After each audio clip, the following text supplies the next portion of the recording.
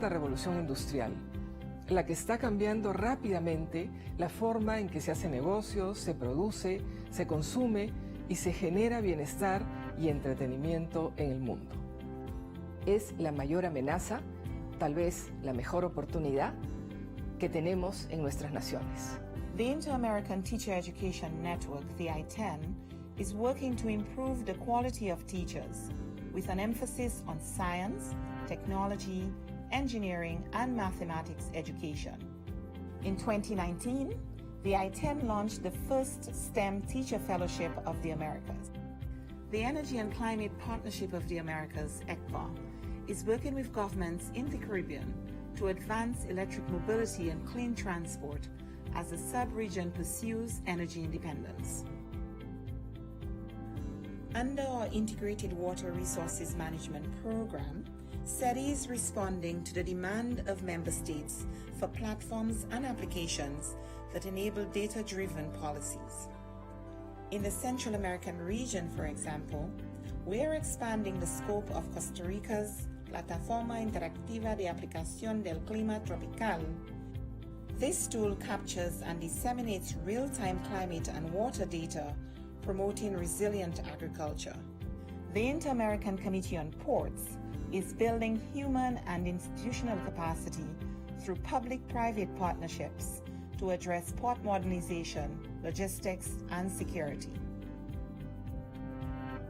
CooperaNet, SETI's multi-stakeholder platform for cooperation and partnerships, is being relaunched in 2019, responding to member states' call for a more robust hub for cooperation.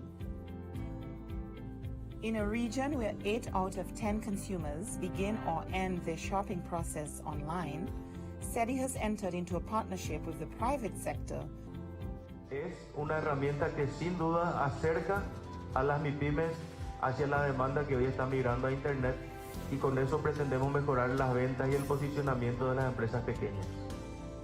As we look to the future, the Executive Secretariat for Integral Development will continue to leverage cooperation and partnerships to expand our reach, proving that together we are much more than the sum of our 34 member states.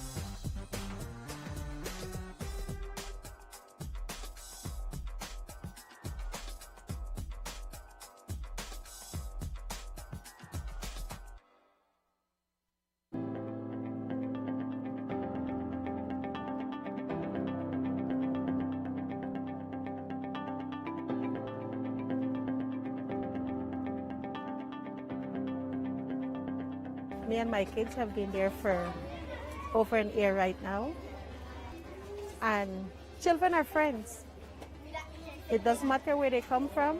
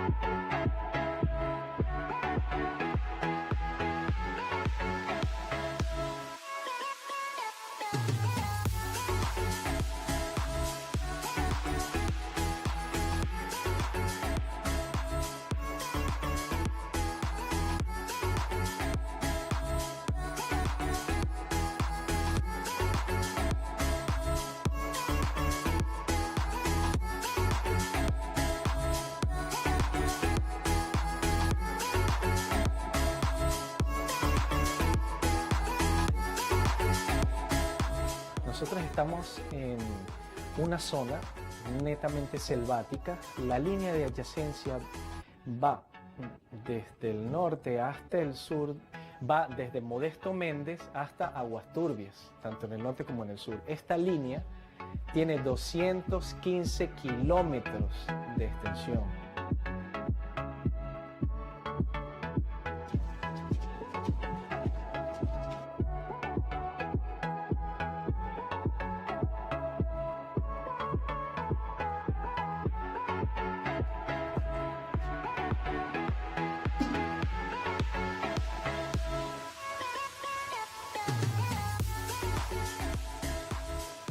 De allí vino él, se buscó creo con los de la OEA y de allí vino el proyecto para acá, para Judá. Y fue que lo dieron el terreno, y lo dieron todo que era mano de obra y el material para hacer las casas que están ahorita. Y por ese motivo estamos aquí viviendo ahorita.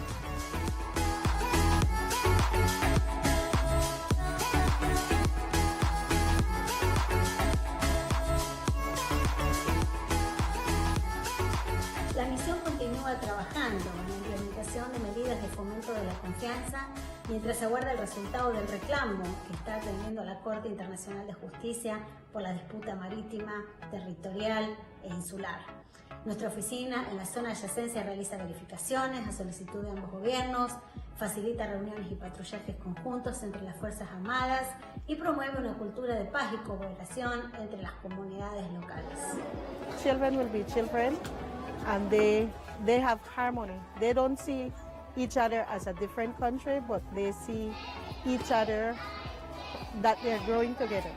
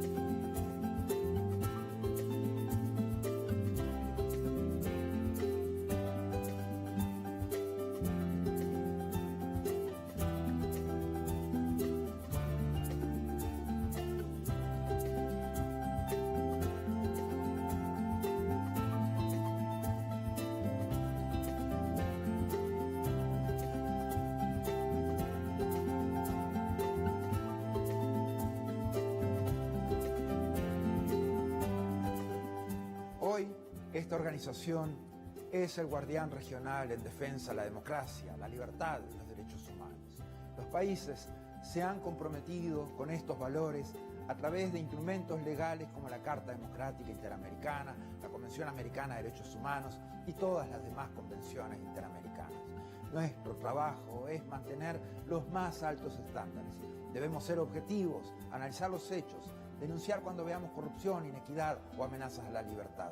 En esos casos no podemos ser neutrales.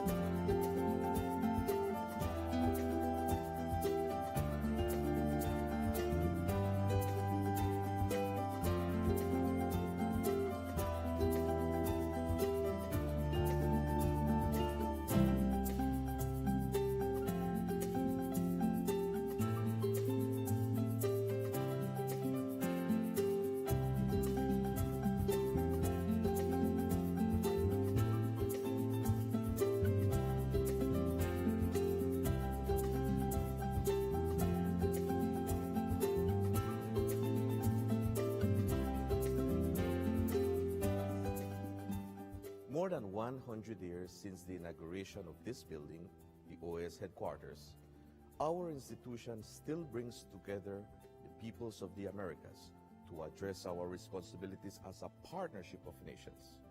As we look to the future, our work must also focus on the construction of a positive agenda that continues to favorably impact millions of lives every day.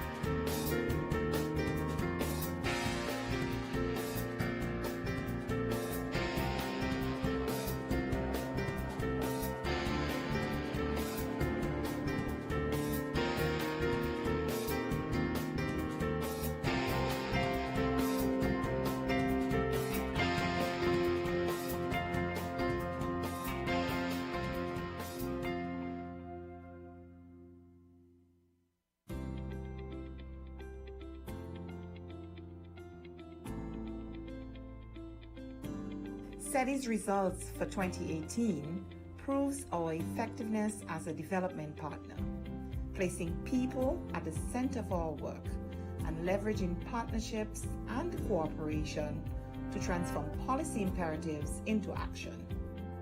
With an eye on the rapidly changing global context, SETI is innovating to constructively address the emerging challenges and opportunities for the region. As part of our competitiveness program, SETI is designing precise tools to assess assets and capabilities in the productive sector to determine paths towards higher value goods and services. As our flagship program for partnerships, the Americas Competitiveness Exchange on Innovation and Entrepreneurship, the OAS, will continue to leverage good practices and the power of networks to increase trade and investment in the region. For us, the role of the OAS is very important, connecting countries, connecting governments and private sector, and letting us know what other countries are doing it and how we can replicate that in our countries to enhance development. For me, who has come here to look at how can we develop our own ecosystem, our own innovation hubs, our own accelerators, I think seeing this, touching, feeling, seeing the transformation, seeing how quickly you made it happen, is a testament to what is possible. So I believe all of us leave here stronger than ever. The Working Group of Experts on Subnational Competitiveness, the GTEX, is our gateway program to promote local economic competitiveness policies alongside municipal and state-level governments, together with the private sector and academia. Este tipo de reuniones te sirven para darte cuenta de todo lo que se está viviendo en América Latina sobre los temas de competitividad. Y hoy justamente en este sector estamos viendo sobre todo los temas de innovación tecnológica. Los que si hablamos de competitividad tenemos que hablar de tecnología. Y me está ayudando mucho para abrir el panorama de ver lo que están haciendo otras ciudades y lo que podemos llegar a aplicar también nosotros en México. The Hub on the Transfer and Commercialization of Technology is connecting and strengthening national innovation ecosystems in the region. Each edition of the Hub trains budding technology entrepreneurs from the region's public and private sectors to take promising products and services from idea to market. Porque es importante que estemos juntos en esto, porque la región tiene que estar unida y me parece que hay mucho conocimiento en la región que todavía no está explotado comercialmente como podría hacer, y esta es la mejor manera de hacerlo. Tenemos la proyección de cada año generar y compartir nuevas experiencias entre aquellos que contribuyen a la innovación. Queremos cambiar el cómo lo hemos estado haciendo en Latinoamérica. Queremos generar la unión de los países, queremos colaborar. Our virtual platform on technology foresight, Prospecta Americas, will support OAS member states in identifying and mapping future trends and technological development of critical importance for the Americas. Este esfuerzo, el cual viene siendo apoyado por la Organización de los Estados Americanos, nos permitirá tener una gran información para poder mapear estas iniciativas de innovación y poder que ellas contribuyan al crecimiento económico, a la competitividad y al bienestar de nuestras naciones. Como bien sabemos, nos encontramos ya en la cuarta revolución industrial, la que está cambiando rápidamente la forma en que se hace negocios, se produce, se consume y se genera bienestar y entretenimiento en el mundo. Es la mayor amenaza, tal vez la mejor oportunidad que tenemos en nuestras naciones. The Inter-American Teacher Education Network, the I-10, is working to improve the quality of teachers with an emphasis on science, technology, engineering, and mathematics education. In 2019, the I-10 launched the first STEM Teacher Fellowship of the Americas. The Energy and Climate Partnership of the Americas, ECPA, is working with governments in the Caribbean to advance electric mobility and clean transport as the sub-region pursues energy independence. Under our Integrated Water Resources Management Program, SETI is responding to the demand of member states for platforms and applications that enable data-driven policies. In the Central American region, for example, we are expanding the scope of Costa Rica's Plataforma Interactiva de Aplicación del Clima Tropical. This tool captures and disseminates real-time climate and water data, promoting resilient agriculture. The Inter-American Committee on Ports is building human and institutional capacity through public-private partnerships to address port modernization, logistics, and security. CooperaNet, SETI's multi-stakeholder platform for cooperation and partnerships, is being relaunched in 2019, responding to member states' call for a more robust hub for cooperation. In a region where 8 out of 10 consumers begin or end their shopping process online, SETI has entered into a partnership with the private sector. Es una herramienta que sin duda acerca a las MIPYMES hacia la demanda que hoy está migrando a Internet, y con eso pretendemos mejorar las ventas y el posicionamiento de las empresas pequeñas. As we look to the future, the Executive Secretariat for Integral Development will continue to leverage cooperation and partnerships to expand our reach, proving that together we are much more than the sum of our 34 member states.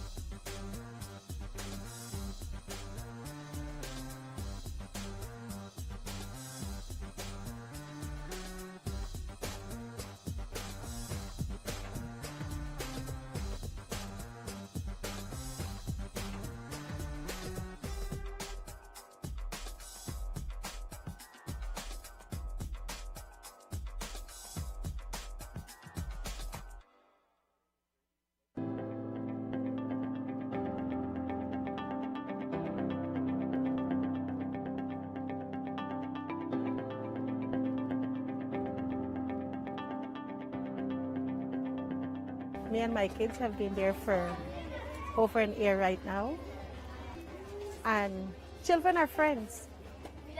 It doesn't matter where they come from.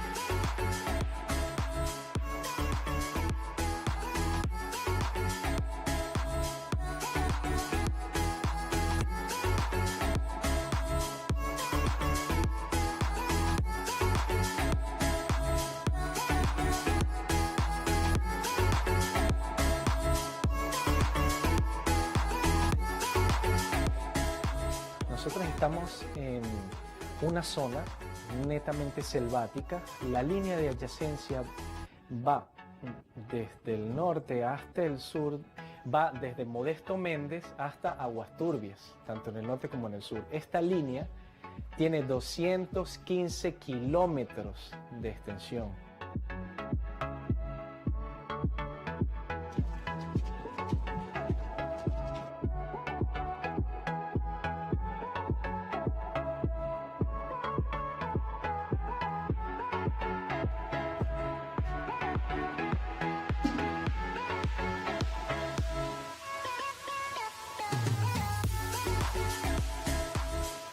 De allí vino él, se buscó creo con los de la OEA.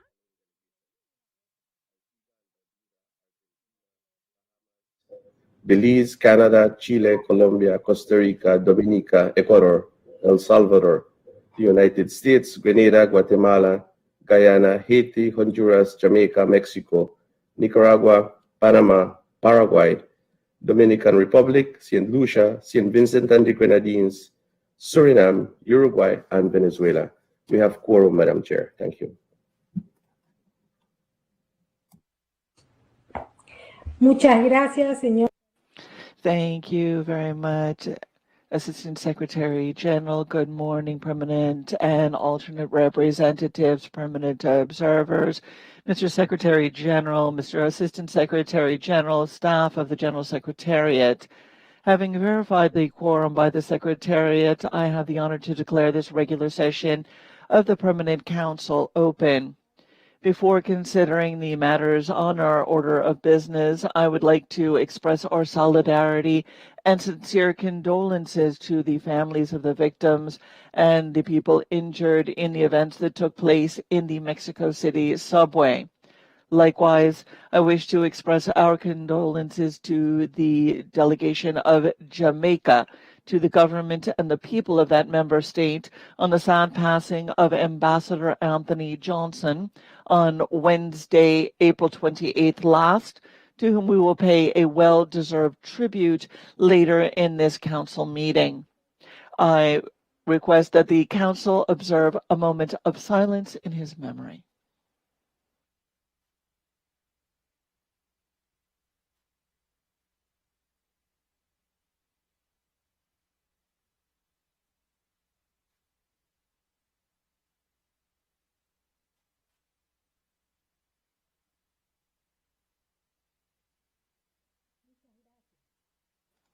Thank you very much. On another matter, I would like to congratulate the new Executive Secretary of the Inter-American Commission on Human Rights, Tanya Renyam-Pansi, and wish her every success in the fulfillment of her new duties. I would also like to congratulate the government and the people of my country, the Republic of Paraguay, on the commemoration of Independence Day, this coming Friday, May 15th. Item 1, adoption of the order of business. In accordance with the provisions of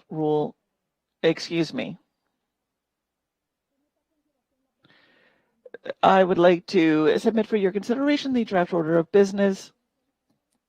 The floor is open. Nicaragua has requested the floor, Chair. Ambassador Luis Alvarado, you have the floor.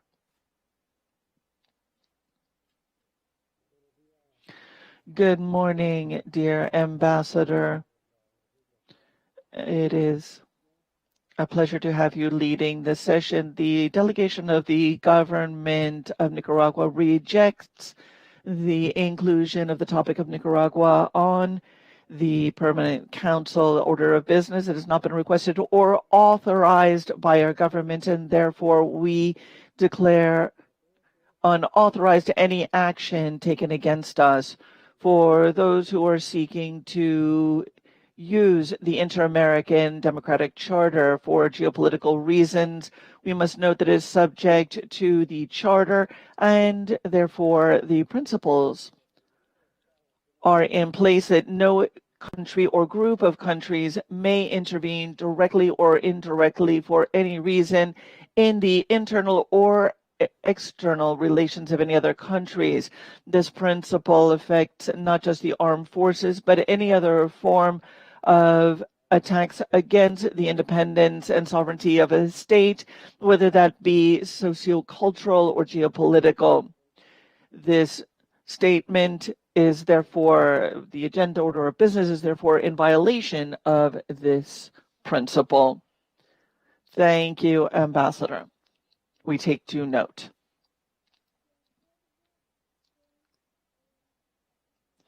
Pursuant to Article 57 of the Rules of Procedure of the Permanent Council, the decisions of this council are taken by an absolute majority vote of its members.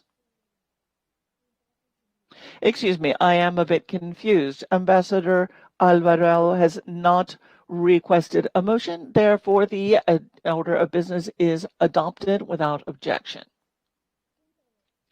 Item 2. We will now proceed to the next item on the order of business, which is the consideration of the situation in Nicaragua in accordance with the request of the Secretary General contained in document CP-INF 8949/21. I now recognize Secretary General, Luis Almagro. Secretary General, you have the floor. Thank you very much, Madam Chair. And Chair, I would also like to express the admiration of the Secretary General for your work and your leadership on the Permanent Council in recent times. Your work is laudable, and we certainly acknowledge your professionalism in leading the Council. We are, of course, professionals, and we are doing our job, and you show that to the utmost extent, perhaps more than any of us. The situation in Nicaragua last month, it has now been 3 years since April 18th, 2018, in which Nicaragua has been immersed in a serious crisis of human rights, political and institutions, with crimes against humanity and geopolitical issues, the lack of responsibility and the ability of political authorities has led to a deep crisis that has led to the ongoing concerns of the Secretariat, the Permanent Council, and the General Assembly. Despite the efforts to ensure elections that provide assurances to all of the parties and that meet the requirements of transparent processes, the government has not shown the political will to provide and to ensure the reforms necessary to bring such free and fair and open elections to fruition. As the Inter-American Commission has said, as Antonia Urrejola, the chair, is here as well, where we greet her. And most recently, they have rejected the impunity in Nicaragua and the continuing lack of respect for the rule of law. There is an ongoing narrative that denies and refutes the presence of human rights and their respect.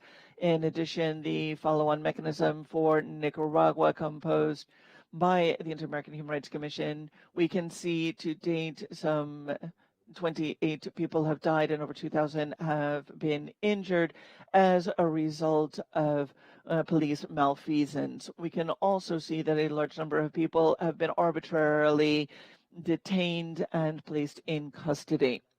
The most recent report from the High Commission of the Human Rights on the situation in human rights in Nicaragua shows that the impunity has been an ongoing violation of these human rights and the violation of a number of other rights, including the right to engage in freedom of speech and free reunion. This is an ongoing thorn in the side of our entire region. The respect for human rights, both regionally and across the globe, are of the utmost importance, and the issues that are ongoing in Nicaragua are particularly serious. Even more serious, of course, is the lack of recognition and acknowledgement of public authorities and government officials of these violations. As we know, the international community has on numerous occasions made calls for improvements in the conditions in Nicaragua. The Secretary General of the Organization of American States has always been available and amenable to contributing to this effort, although the Secretary has never been called upon to provide such support.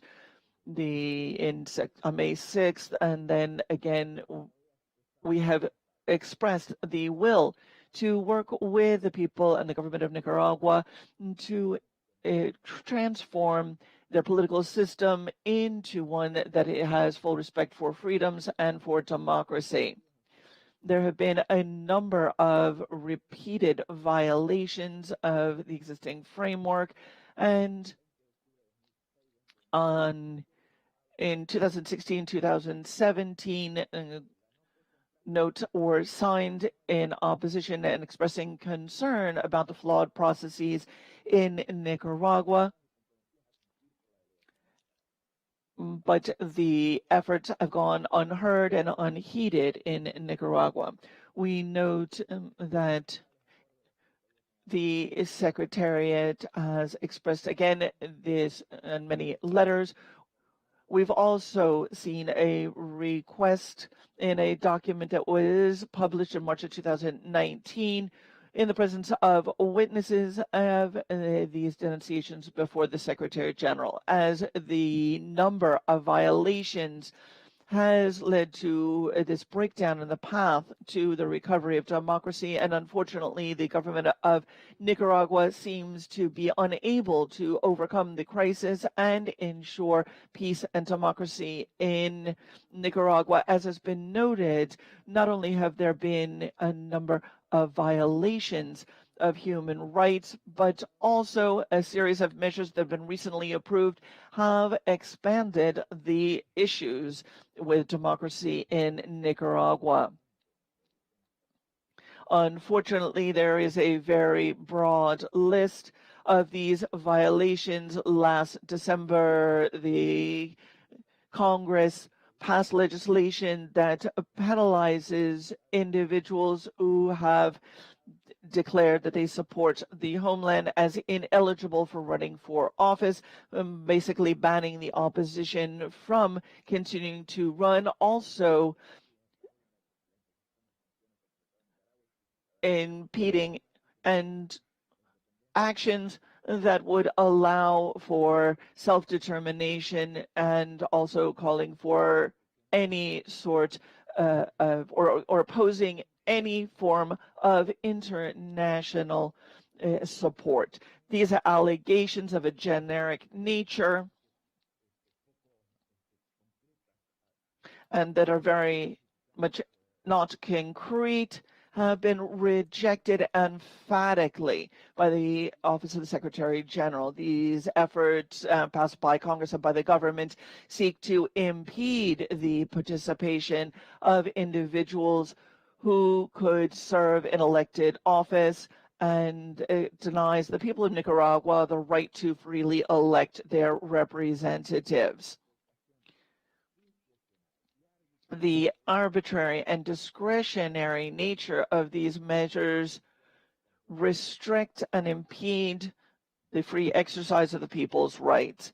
There is no way to provide assurances or legal guarantees in this context. This law was preceded by another piece of legislation on foreigners that was called inappropriate and illegal by international organizations insofar as it sought to silence all individuals who are trying to express opposition to the government, including the right to protest and so forth. These laws further the control of Nicaraguan society, and particularly the electoral process, by the incumbent officials, as well as limiting possibilities for free and fair elections at a broader scale. The very much needed electoral reforms remind us that Nicaragua did agree as a reflection of the latest report from 2017 of the OAS support mission to observe those elections. They agreed to reform and strengthen the political party law, and the Electoral Commission. However, they have done exactly the opposite. The situation of civil society in these processes is not fully supported. We also have an ongoing legal framework that fails to provide legal certainty to the process and that allows for discretion to an excessive extent of the institutions involved in the electoral process. Further, last October, the OAS called for the reestablishment of electoral processes through free and fair elections in Nicaragua. This was done at the behest of the Office of the Secretary General to support timely, again, free and fair elections in Nicaragua and negotiations with the different parties in an effort to bring them to the table to provide for electoral reforms that would be consistent with international standards and offering to provide technical assistance to allow for free and fair elections to take place. There are concrete efforts, therefore, to support the modernization and the restructuring of the Supreme Electoral Council prior to the convening of the general elections. The specific resolution noted that the efforts for the restructuring and modernization of the Supreme Electoral Tribunal would ensure that it operated responsibly, independently through a political process that would ensure the political and civil rights, including the right to gather, the right to expression, and the right to create new political parties. An independent audit of the list of voters, of the rolls, as well as the electoral process, along with effective use of identification cards and appropriate oversight at balloting stations and places, as well as the transparent counting of ballots and real-time information, as well as a complaint system, including mechanisms to resolve such complaints in a timely fashion. All of this was proposed along with mechanisms to ensure that the electoral system would be fair and transparent. However, none of this has occurred in recent weeks. We have seen the approval of the initiative presented in Congress by the officials from the government and members of the incumbent party in an effort to influence the electoral process. There's been no dialogue, there's been no effort to engage with the opposition or to include a variety of social and political players. This change is nothing more than window dressing and an effort to consolidate the overarching control and power by limiting, restricting, and eliminating dissident voices, those who oppose the position of the incumbent government. Not only are they seeking to impede opposition candidacies, but also any ideas, as well as stripping the opposition parties of their legal standing, using discretion in an effort to subvert political process and the exercise of rights. This will, of course, undermine the sovereignty and of the country, as well as any efforts, of course, to improve conditions are immediately labeled as unacceptable international intervention in domestic affairs. However, it is clear that the efforts of the government are to, again, strip the people of Nicaragua of their rights, and this is, of course, incompatible with democracy and the rule of law. There is an obsolete system in place that seeks to consolidate the system that has been co-opted by the administration. Furthermore, the Secretariat has noted that these recent reforms also make evident the lack of political will of the administration to expand civil and political rights of the people of Nicaragua. We recall that the absence of plurality of parties is a flagrant violation of the principles of the inter-American system. The Secretary General also notes with extreme concern the selection of judges on the electoral tribunal and reforms that are in violation of the principles and the recommendations of the international community, domestic parties, as well as previous OAS electoral observation missions.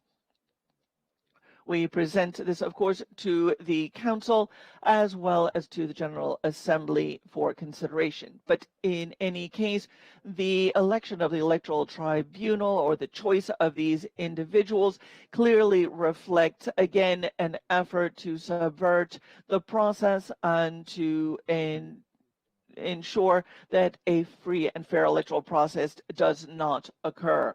It is of the utmost importance that this Council remember 5710, a resolution approved in October 2020 for the reestablishment of human rights and democratic institutions in Nicaragua, which resolved that the national authorities and the people of Nicaragua should take measures of a significant, cogent fashion in keeping with international standards to promote free and fair elections.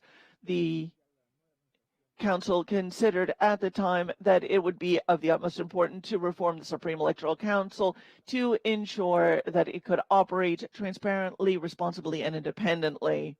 These are just some of the points of concern with regard to the electoral reforms that are not only insufficient, but on the contrary, they lead the country further away from clear and free elections, leading Nicaragua to have the worst possible circumstances for an electoral process.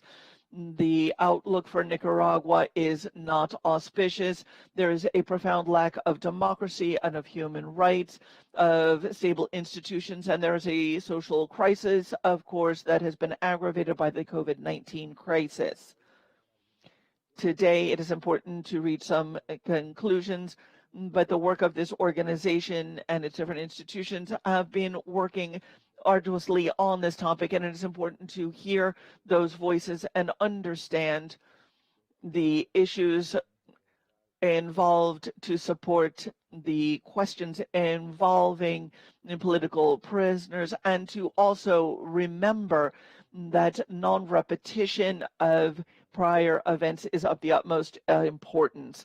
There needs to be a rule of law and stable democracy in Nicaragua, and that is, those conditions are not currently in place.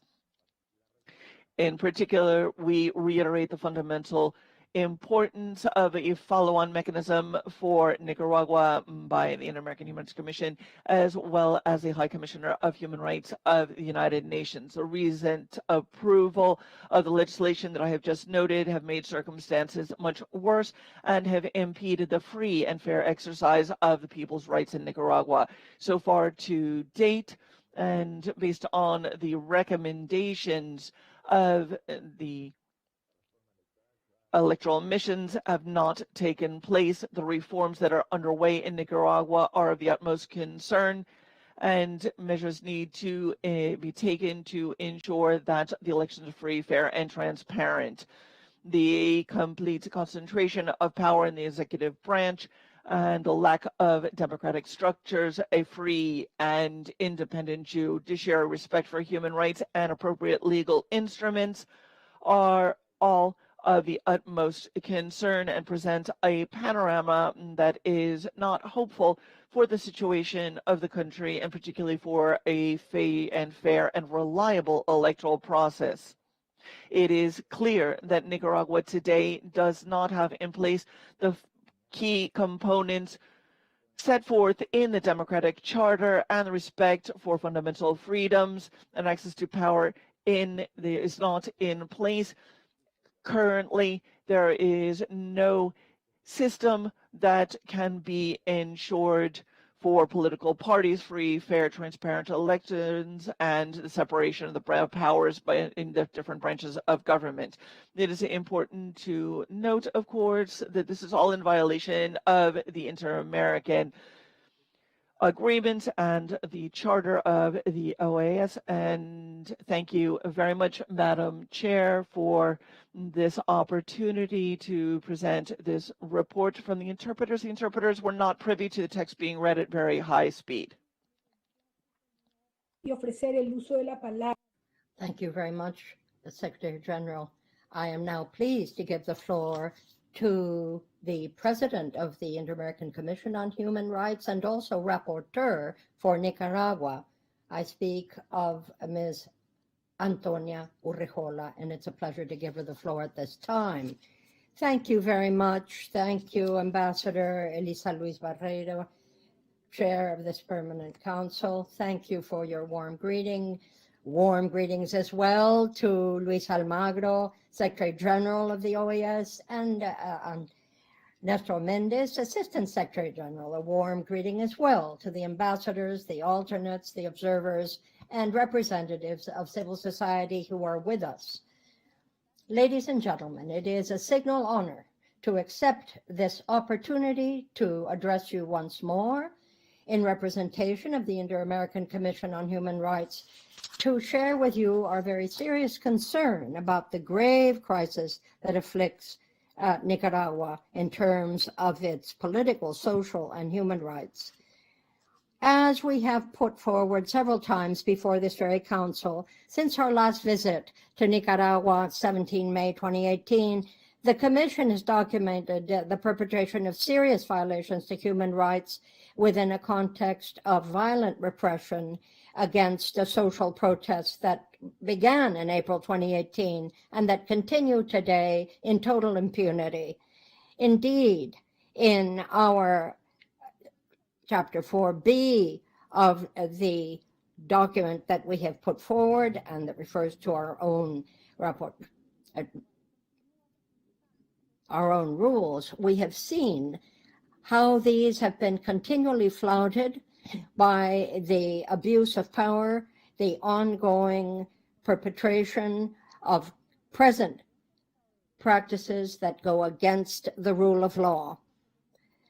Likewise, after the April 2018 social protests, we noted again in our Chapter 4B of our annual report, to which I've just referred, what measures the IACHR itself had issued, precautionary measures to protect those who had turned to us, and the installation, as we saw, of a total climate of impunity. Indeed, according to the information that we've referred, the MECENI, the special follow-up mechanism for Nicaragua, with which you're familiar, has in fact resulted in at least 328 persons who have died, at a minimum 2,000 injured, as a result of the state or civilian armed agents who are working under the aegis of these, again, in complete impunity.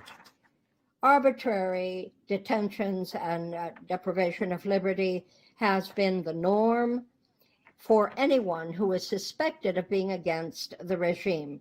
Since 2018, 1,614 persons have been arrested arbitrarily and maintained without liberty in retaliation for their protests.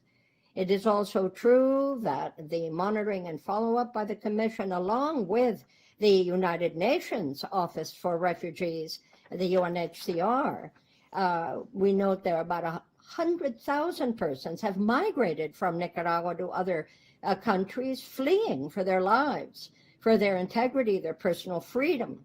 And that, of course, includes many human rights defenders as well as social leaders, men and women. The work of the IACHR and MECENI in particular, very closely allied with civil society in Nicaragua, has focused particularly on those who are in signal vulnerability, the LGBTI, among others, including the many, many people who have been sexually violated and abused continually. There are ongoing attacks against children and adolescents, and as we've said, attacks on people's integrity and their very lives, never mind those who've been thrown in the jail. The interdisciplinary group of independent experts known as the GIEI in Nicaragua has tracked all of this. There have been crimes against humanity of many sorts. We also denounce the many, many crimes that remain totally unpunished against anyone who is suspected of being in the opposition. Therefore, we call urgently to you as the Permanent Council of the OAS to rise up against this very grave and ongoing situation of the colonization of indigenous territories, where there have been also untold numbers of crimes against those populations, and therefore cry out for measures to stop this from occurring yet again.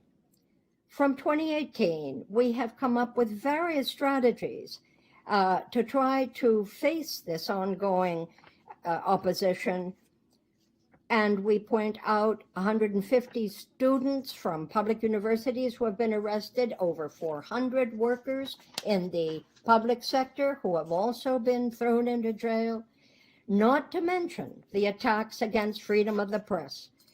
All means of communication or persons who dare speak with an independent voice are considered a very grave threat, and we know that this is at the root of the exile of more than 90 known journalists.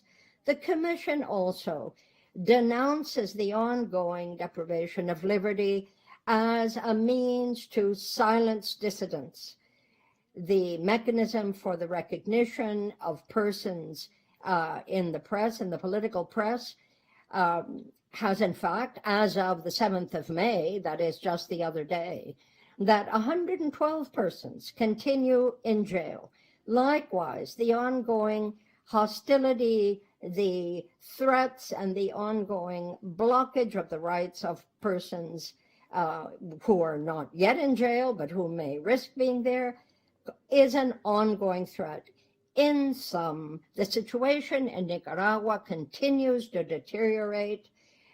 Aggression, threats, harassment, intimidation, you name it, all of those who are pro-government act under the government's blessing, not to mention the National Police agents. This is the situation. As regards, as you can imagine, the organizations that include defenders of human rights, who are legitimately helping those that they consider in danger, there are a long list of measures against them: the destruction of their headquarters, arbitrary detentions, the law against foreign agents, as it is known, and the summary annulment of persons' legal personality, and fines that can go up to $500,000. Likewise, the norm that prescribes specific criminalization under administrative authority goes against anyone who is considered or is suspected to be an agent of the state. 3 years after the outbreak of the crisis in Nicaragua, therefore, the IACH very greatly regrets that the Nicaraguan state continues to act in total impunity, deaf and blind to any rights of human rights, stigmatization of victims, and summary dismissal of the rights of human rights organizations. The set of laws that were adopted in 2019 they run absolutely counter. Access to justice, integral reparation to victims, including the amnesty law. All of this, along with the lack of administration, independence in the judiciary, expresses in sum the complete impunity as to violations of human rights. And now, let me mention the electoral law, to which we have just heard allusion, that completely closes any kind of free speech. Last May, Law 331 further limits any sort of free, fair, legitimate elections, and together Law 2070 and the Electoral Law 331 further restrict any kind of genuine electoral competition and the exercise of political rights.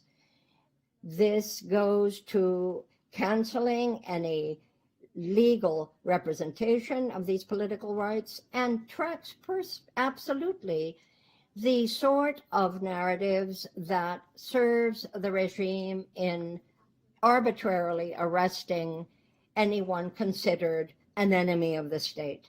In addition, the law on foreign agents and the question of the defense of the rights of the people to independence, sovereignty, and self-determination for peace are further umbrellas under which anyone suspected of being against the government can be summarily attacked. As the IACHR has pointed out, both of these laws act like pincers against international standards, particularly the freedom of association, freedom of speech, the freedom of social protest, and the freedom to defend one's rights, to mention but these. Likewise, the Commission notes that the joint and several application of this norm against anyone who is accused arbitrarily as a means of reprisal for their position is again a perfect example of how the essence of these reforms that have been approved lack independence and strips any public judicial powers of any independence themselves.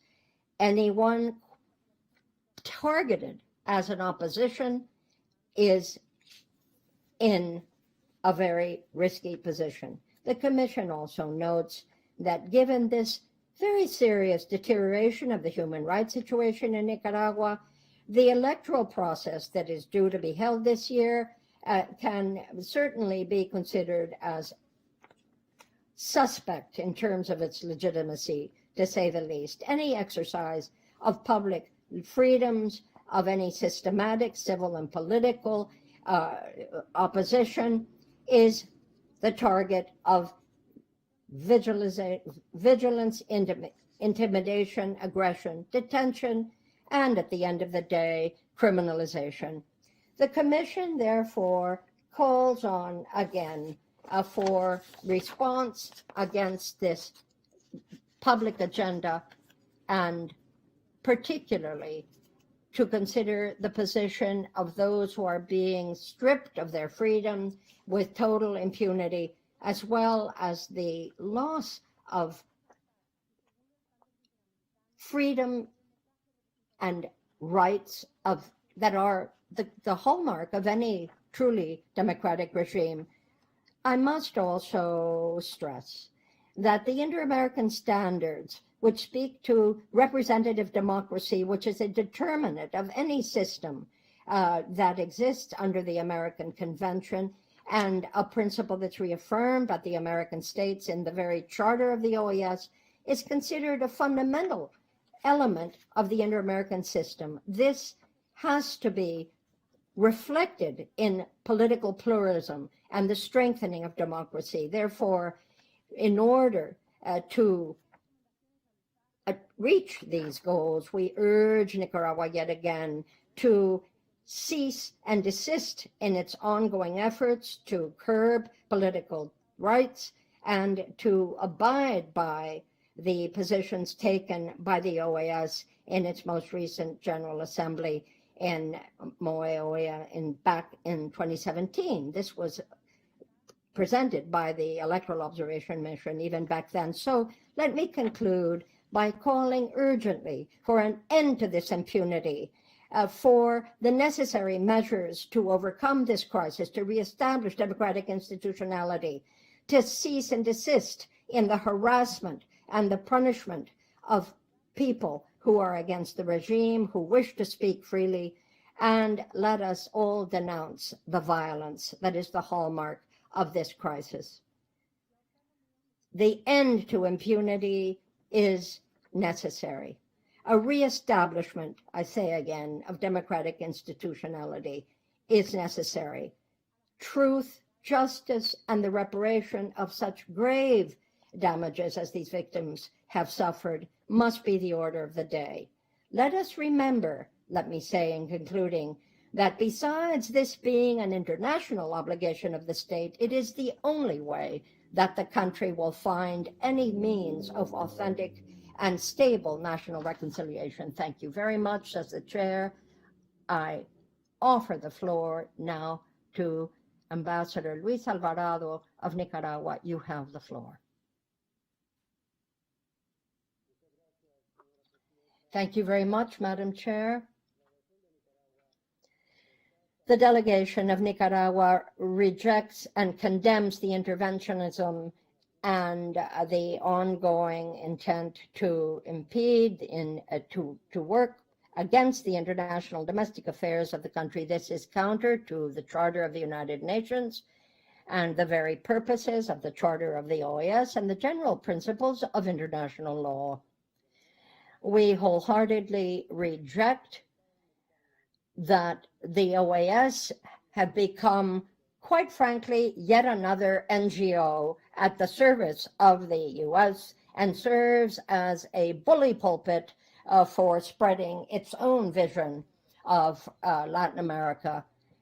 We call on this to cease and that this action as a kind of colonial overseer be denounced.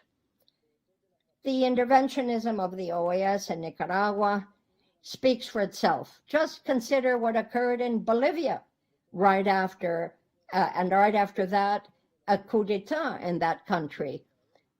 What we're talking about here is exclusively the business of Nicaragua. And for the OAS, as a colonial overseer, to continue besmirching our reputation without any consideration of the health crisis that we're all struggling to fight is intolerable. This report of the IACHR, likewise the words of Secretary General Almagro, riddled with fallacious comments, must be denounced.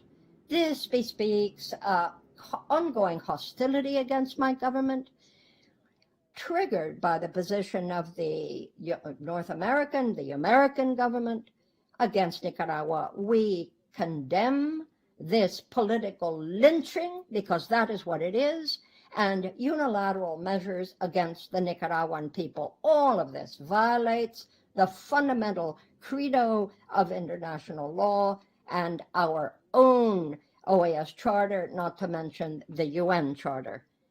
To intervene in the internal affairs of another state, to meddle with the national sovereignty of another country is not on.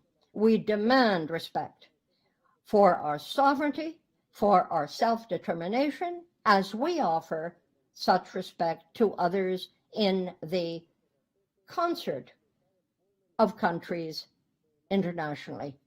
We demand that you let us live in peace, exercising our sovereign right to such peace. We will continue to defend peace and international respect, and will call out any ongoing meddling of our sovereign internal affairs. After so much blood, we know very well that only peace will allow us to move forward and build on what we have sacrificed for the social and electoral peace and development of our country. Thank you.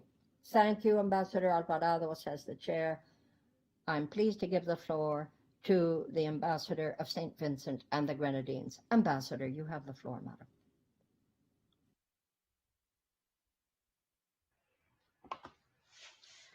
Thank you very much, Madam Chair. Mr. Secretary General, Assistant Secretary General, permanent representatives, alternate representatives, permanent observers, staff of the General Secretariat, ladies and gentlemen, good morning. Madam Chair, the delegation of St. Vincent and the Grenadines notes the presentations made on this agenda item, which was rejected by the delegation of Nicaragua. For the record, St. Vincent and the Grenadines voted against General Assembly Resolutions 2943 and 2962 in 2019 and 2020, respectively. Further, St. Vincent and the Grenadines inserted footnotes on both resolutions, and we note the rejection of the said resolutions by the government of Nicaragua and their insertion of footnotes. Madam Chair, my delegation has been monitoring the situation as it unfolds in Nicaragua, and we note the recent processes in the country, specifically during the period from April 8th to May 6th, 2021. Interestingly, from April 21st to April 23rd and on April 26th, representatives from the various political parties appeared before the special commission put in place to address the upcoming elections. In fact, 19 political parties participated. And we note, that this is in accordance with the Constitution, the electoral law, and other relevant laws of Nicaragua. Madam Chair, my delegation notes the statement from the General Secretariat on the election of CSE magistrates and electoral reform in Nicaragua, released on May 6, 2021, and expresses its concern that the Organization of American States might not be operating with the degree of impartiality which is needed. Madam Chair, I respectfully submit to you that there are issues of concern in other member states on which this organization has remained silent. Madam Chair, the delegation of St. Vincent and the Grenadines believes that there must always be adherence to the principles of respect for the sovereignty of states, the non-intervention in the internal affairs of states, and the peaceful settlement of disputes, as provided for in the OAS and UN charters.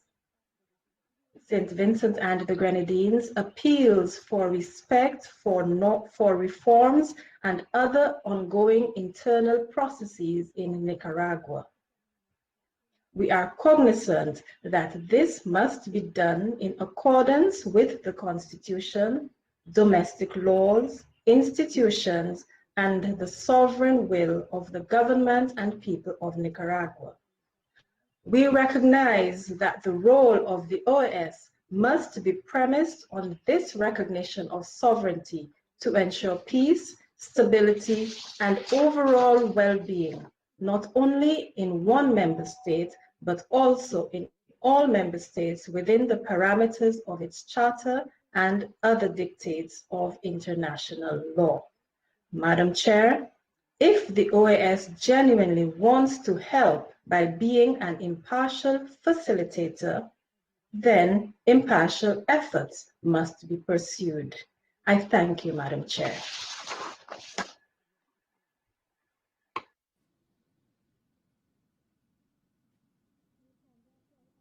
I thank you, Ambassador. I now offer the floor to Ambassador Hugh Adsett of Canada. You have the floor, sir. Good morning, Madam Chair. It is a great pleasure to see you along with other colleagues. I'd like also to greet the Secretary General, the Assistant Secretary General, and the President of the Inter-American Commission on Human Rights. I have a couple of thoughts to share with you. I am beginning in French and then I will move to English as usual. Canada remains extremely concerned by the human rights situation of Nicaraguans, particularly the lack of political freedom and the ongoing retention of people in jail. We ask for there to be democratic and peaceable measures be taken to move out of this crisis that goes against human rights and any political rights within that. We are concerned that the measures taken does not respond to the concerns expressed at the General Assembly last year. The reforms that presumably are taking now indeed go in the opposite direction. The freedom is even more limited. We are therefore gravely concerned, as we are also by the recent appointment of magistrates to the Electoral Council, which ensures ongoing very tight reins of the present government on that process.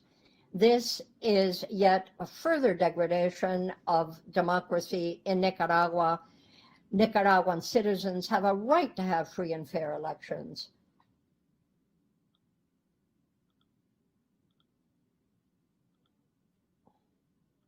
To immediately work with the OAS and to enact reforms as laid out in the resolution from last October. These reforms are crucial to ensuring the November elections are free and fair and that the results of the election are legitimate. Canada also asks for the immediate return of international human rights bodies to Nicaragua. We urge Nicaragua to allow for the return of the representatives of the Inter-American Commission on Human Rights and the Office of the UN High Commissioner for Human Rights. As a member of the OAS Working Group, Canada is committed to collaborating with partners here at the OAS to find a peaceful and democratic solution to the ongoing crisis in Nicaragua. We call on the government of Nicaragua to work with us rather than go down a road that will only lead to further isolation and more suffering for the people of Nicaragua. Thank you.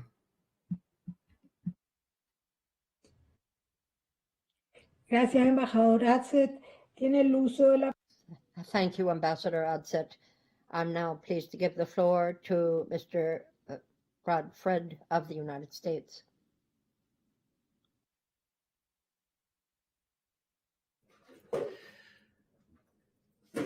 Thank you, Madam Chair, Mr. Secretary General. We thank the Secretary General and the IACHR for their reports.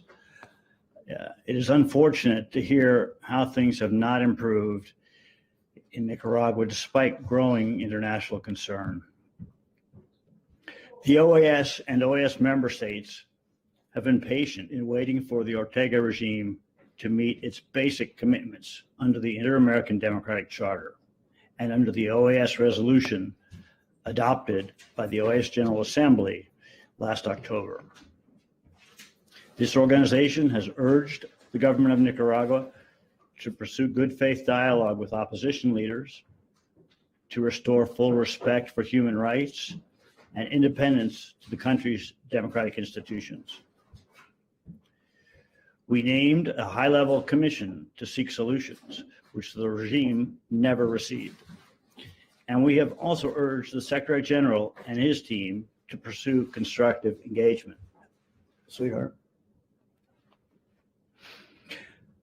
However, the Ortega regime refused to take any step that would allow the Nicaraguan people to choose their own course through free and fair elections this year. In fact, the Nicaraguan National Assembly approved on Tuesday, May 4th, a new law that clearly represents a step backward for Nicaraguan democracy. These so-called reforms, which run exactly counter to those called for in the OAS General Assembly's October 2020 resolution, failed to provide for timely and transparent reporting of results or for domestic or international election observation. They also codified troubling and vague new grounds for excluding candidates from participating and give the Nicaraguan National Police the power to prohibit party meetings and campaign events. Separately, the National Assembly also approved magistrates to the electoral oversight body, the Supreme Electoral Council, all of whom are staunch loyalists of President Ortega. This despite the proposal by Democratic opposition parties of a number of Nicaraguan experts with excellent credentials and reputations for rigor and fairness. This new electoral council represents another big step in the wrong direction. With the regime's recent actions, as well as ongoing repression of human rights, Ortega and his supporters are signaling a disturbing disregard for the will of the Nicaraguan people and for Nicaragua's commitments under the Inter-American Democratic Charter. The March 23rd UN Human Rights Council resolution, which was adopted with wide support from the international community, including many OAS member states, also calls on the regime to implement genuine electoral reforms and expresses grave concern about human rights violations and abuses in Nicaragua. The international community, including this body, has clearly expressed its expectation that Nicaragua cease its violations of basic human rights and observe the democratic norms set forth in the Inter-American Democratic Charter. Yet President Ortega is ignoring the OAS General Assembly resolution to implement necessary electoral reforms. With only a few weeks before the Permanent Council's deadline for electoral reform, and even with the recent steps backward, there is still time to undertake meaningful reform measures now. But if the Ortega regime fails to act, the international community must reinforce the credibility of the OAS and the UN Human Rights Council. We cannot and will not be silent as this deadline approaches. We urge the Ortega regime to take concrete actions now to restore democracy by supporting the reforms necessary to allow the conditions for genuinely free and fair elections, including international election observers, and ceasing repression against Nicaraguans calling for democracy. As we all know, in April 2018, the Ortega regime's violent repression of peaceful protesters left over 300 people dead. More than 120 political prisoners languish in jails. We call on the Ortega regime to fully and unconditionally release all arbitrarily detained persons. The Ortega regime continues to harass and intimidate political opposition members, to send armed thugs onto the streets to intimidate peaceful protesters and prevent peaceful assembly, and to curb freedom of expression, including for members of the press. Since late 2020, the regime has passed several measures through the Sandinista-dominated National Assembly to increase repression of the pro-democracy opposition and independent media. These laws changed the Constitution to target pro-democracy protesters by establishing life sentences for perpetrators of so-called hate crimes. They lay the groundwork to potentially exclude leading opposition figures from participating in November 2021 national elections. They require numerous pro-democracy and pro-human rights NGOs to register as, quote, foreign agents. These laws allow the regime to criminalize news that the regime finds distasteful. All of these actions continue today. In the face of such actions, it is critical that the Office of the UN High Commissioner for Human Rights and the Inter-American Commission for Human Rights be allowed access to carry out their work in Nicaragua to promote respect for human rights. Suffocating civil society, human rights organizations, and the free press will not end peaceful dissent. It will isolate the government of President Ortega further from the global community. Only through full respect for human rights and fundamental freedoms can Nicaragua overcome its political crisis and resume a path towards democracy. The upcoming elections represent a crucial opportunity to return Nicaragua to full democracy. If President Ortega wants the international community to support election results in November, he should take steps in the coming days to rebuild confidence at home and abroad that those elections will be genuinely free and fair. Today, as we all gather to hear the Secretary General's and the IACHR's reports,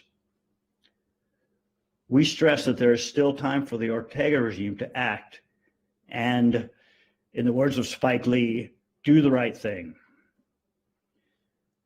We are committed to working within the OAS to encourage action.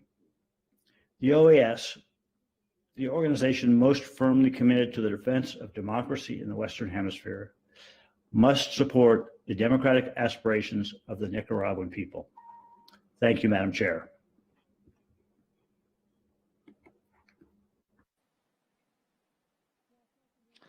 Thank you, Delegate. I recognize Luis Alvarado, Ambassador of Nicaragua. Ambassador? Thank you, Chair. I was not planning to speak again, but given this continued interventionism of the United States and Canada, I feel forced to do so.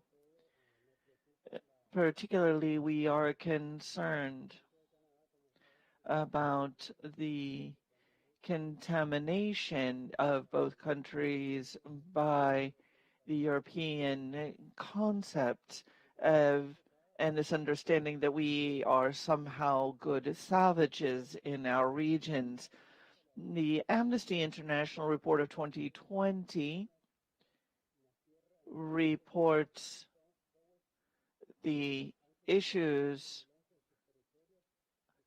in Canada of Indigenous peoples and the continuous violations of their rights in British Columbia, as well as by the Royal Mounted Police of Canada. The forced displacement of Canadian Native Americans in the past has elicited the ongoing rejection of numerous institutions. In 2020, as a result of recommendations in 2018 of this forced displacement of Indigenous women and girls, did not agree to investigate or to provide reparations to survivors. Therefore, there's complete impunity as to that situation. Equally, the Indigenous people of Canada continue to fight the government of Canada on the topic of climate change and the harm being done to it, including the Trans Mountain Pipeline, which was seeking to transport oil through Alberta.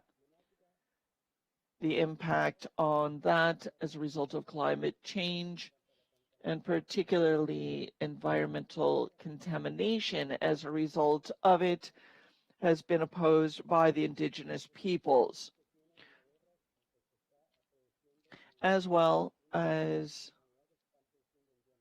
the issues and ongoing conflict in Yemen. This includes the sale of weapons to that country and in other places, including traditional and non-traditional weapons, including drones. With regard to the United States, we condemn and reject the policy of the carrot and the stick and the new Biden administration trend to continue to do so. We had high hopes that they would cease these policies, not only in Latin America, but across a variety of places in the world, as they endanger international peace and security. Amnesty International has highlighted that in April 2021, the Biden administration continued to sell weapons to the insurgents in Yemen, and were selling weapons and drones to Arab states who are murdering the Yemeni population. However, the United States is moving forward with these sales for over $23 billion to Arab states.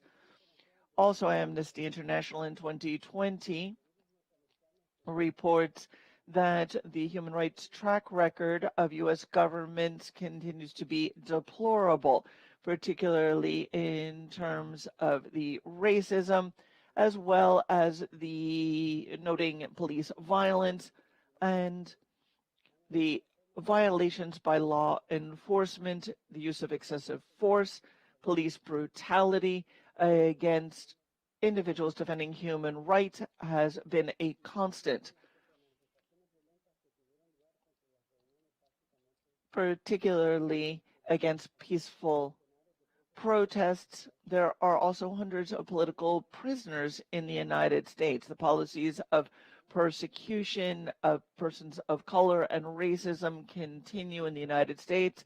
Of course, we can all remember the case of George Floyd, murdered by law enforcement officers, a 13-year-old boy murdered by law enforcement in Chicago, Dante Wright, also murdered by the police in Minneapolis, Freddie Gray, 25-year-old who passed as a result of injuries to his spinal cord while in custody, Michael Brown in Ferguson, Missouri, others who have been Eric Harris, and many others, all, including Eric Gardner, 46-year-old man who passed in 2014, Trevor Martin, Kyan Parvin, all black men who have been shot as a result of the color of their skin. And of course, these are just a few in a very long list. We demand that these countries cease in their aggressive policies against us and that they respect our sovereignty. Thank you, Chair. Thank you, Ambassador. Alejandro Solano of Costa Rica is recognized.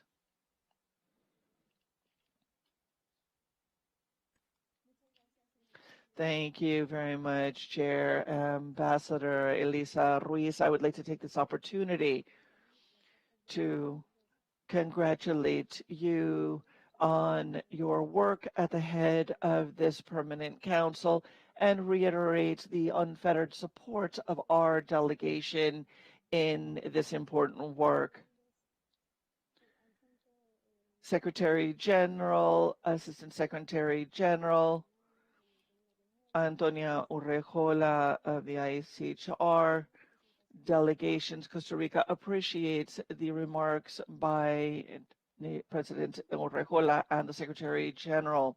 This year we are celebrating our independence as sovereign states in many countries. The Central American Integration System, SICA, is also celebrating its 30th anniversary. These facts share the common goal of development that our countries have had, and that we need to strengthen and move forward decisively in that regard over the next 200 years. This involves taking action locally and regionally with the commitment and the understanding that multilateralism is the natural space for strengthening our joint efforts on the pending major challenges confronting our region.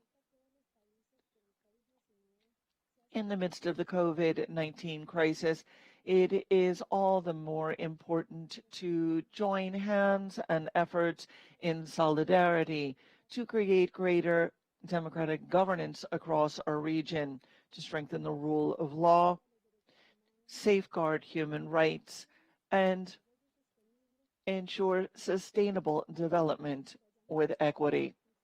We underscore the importance of engaging in additional efforts to protect individuals in positions of vulnerability so that they do not become victims of violence. We must redouble our efforts to protect boys, girls, women, adolescents, indigenous populations, Afro-descendants, LGBTI people, and our rural residents. Ladies and gentlemen, all people in our region deserve to live in peace and in conditions that enable us to reach our highest potential. This is only possible when we work on our domestic issues that demand our attention.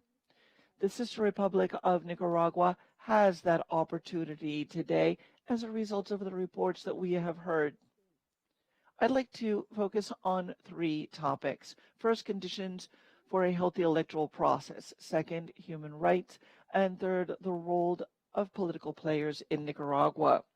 On the first point, I'd like to highlight that it is important to ensure substantive, significant, concrete, and effective political reforms to ensure constructive dialogue with all sectors of the population that ensure the possibility of leading the upcoming elections to a safe and effective port. Inclusive, fair, transparent elections with the presence of international observers that respect human rights, freedom of expression, and the fundamental freedoms of all Nicaraguans is of the utmost importance, and therefore we call for opportunities to ensure effective reforms that will lead to this respect, this commitment, as well as to good faith, so that this can become the backbone of a reliable political process. Participatory, inclusive processes within the context of these elections, as is the case of the Supreme Electoral Tribunal, must be interactive and a national asset. We express our utmost concern for human rights in Nicaragua. As we've heard from the High Commissioner of the United Nations in the report presented in the 46th session of the UN Human Rights Council, as well as the report by the IHCR here today, we express our concern about individuals currently in custody, deprived of their freedom, looking toward a roadmap that will enable the most vulnerable individuals to overcome such circumstances. We'd like to underscore the importance of respecting political pluralism in Nicaragua, providing conditions so that all individuals, including defenders of human rights, can continue their observer role. Criticism, critique includes, is part and parcel of the democratic process that enable us to write our course when we have fallen off it. We believe that these institutions in Nicaragua play a fundamental role in creating fruitful discussions and planting the seeds for further growth in this regard in their country.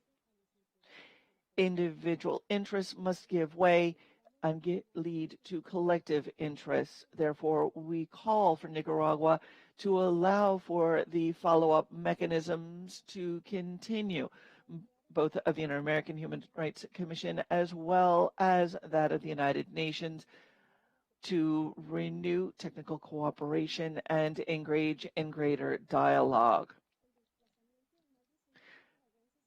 The displacement of over 6,000 Nicaraguans seeking to improve their living conditions, according to the UNHCR, indicates clearly that there are concerns for those individuals and for their families. Therefore, we hope that our brothers and sisters in Nicaragua can enjoy a safe and secure homeland where they can exercise their human rights as well as ensure respect for their obligations. We call therefore, for further measures to ensure that these rights and guarantees are respected. Thank you, Ambassador.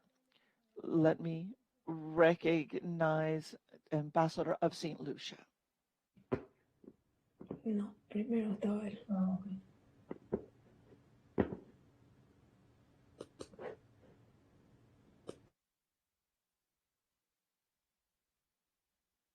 Thank you, Chair.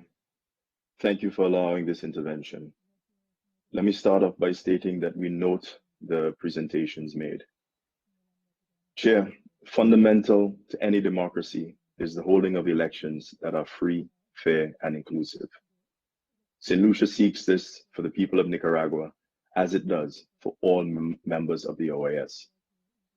We, as had others, welcome Nicaragua's engagements in discussions with the OAS, the EU, and the UN on what we thought would result in needed confidence-building measures and reforms that would ensure that the country's electoral process would meet basic thresholds. We thought the goal of participatory and free elections was attainable. Were we as member states too optimistic, too hopeful, too trusting? Perhaps, Chair. Chair, St. Lucia joined OAS member states at the June 2019 General Assembly in expressing concern at the deterioration of democratic institutions and human rights in Nicaragua, advocating for a peaceful solution to the political crisis at that time. At the subsequent 50th OAS General Assembly, St. Lucia again joined OAS member states to reiterate our concern over the deterioration of democratic institutions, and pointedly, we joined in referencing the need for inclusive and timely negotiations between the government of Nicaragua and national actors representing the Nicaraguan opposition. We were hopeful that meaningful electoral reform was on the horizon, that we would see the modernization and restructuring of the Supreme Electoral Council to one that was fully independent, one that would operate in a transparent and accountable manner.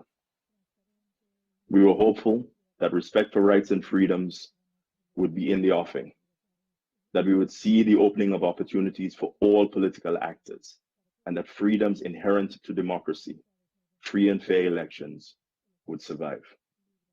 Once again, were we as member states too optimistic, too hopeful, too trusting? Once again, I state perhaps we were. Chair, I state the following to our brothers and sisters in Nicaragua.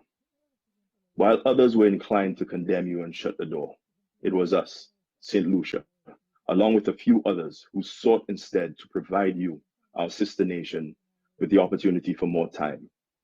It was we who wanted you here with and amongst us versus on the outside, and who negotiated to ensure such. Were we too hopeful and too trusting? Chair, today, we see no evidence of an inclusive consultative process in Nicaragua. We see what can be termed as an erosion of the basic norms that we obligate ourselves to as members of this organization.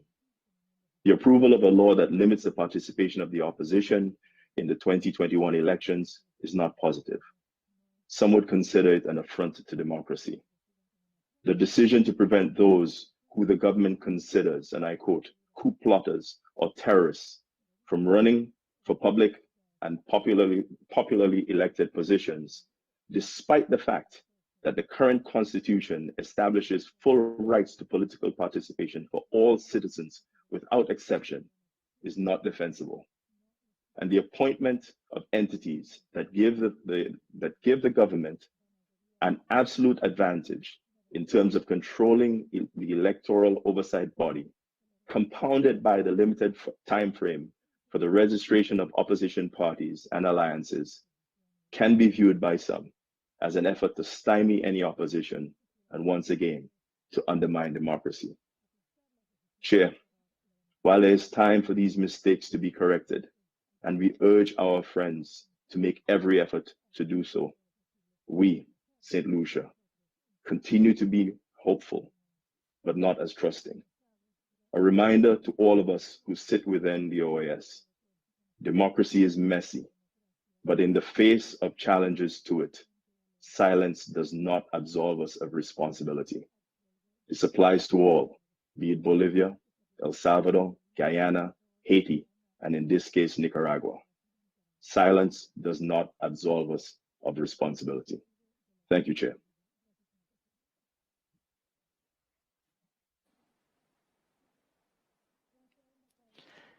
Thank you, Ambassador. Ambassador Gustavo Terre of Venezuela, you are recognized.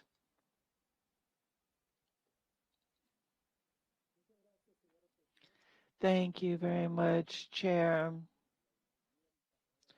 Along with the distinguished delegation of Costa Rica, we would like to express our utmost support for your leadership of this permanent council.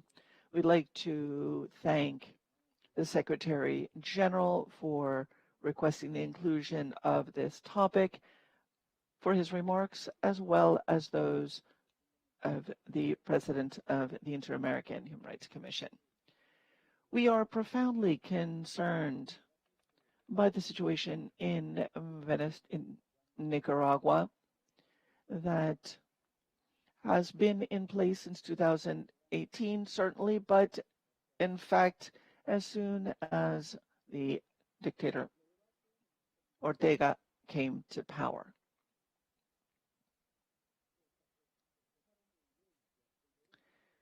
It is clear that the right to self-determination and the principle of sovereignty cannot serve as the refuge of dictatorship. Unfortunately, in this discussion, we do not hear from the ambassador of Nicaragua any effort to refute the statements by our speakers and their allegations. It seems that the only defense that Nicaragua has is to try to shed light on alleged human rights violations in other countries, as if the fact that those might exist justifies what is happening in Nicaragua. The most fundamental democratic standards are not, unfortunately, subject to debate here at this council. The position of our speakers, as well as the expressions of those representatives from the United States, Canada, St. Lucia, and Costa Rica, again, have not been refuted by Nicaragua. Madam Chair, we believe this topic is, of course, of the utmost importance because of the parallels between what is happening in Nicaragua and what is transpiring in Venezuela. We call upon Nicaragua to cease and desist in its actions. While we do not expect them to do so, we can simply express our solidarity with the people of Nicaragua, very much as we understand that they are suffering the same as the people of my country. Thank you very much, Ambassador Washington Abdallah of Uruguay. You are recognized.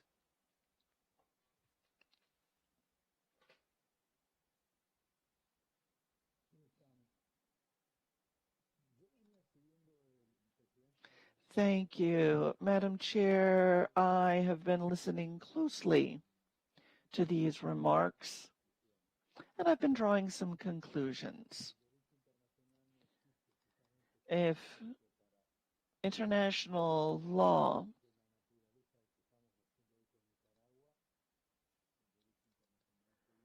doesn't serve our purposes here today, then it is worthless.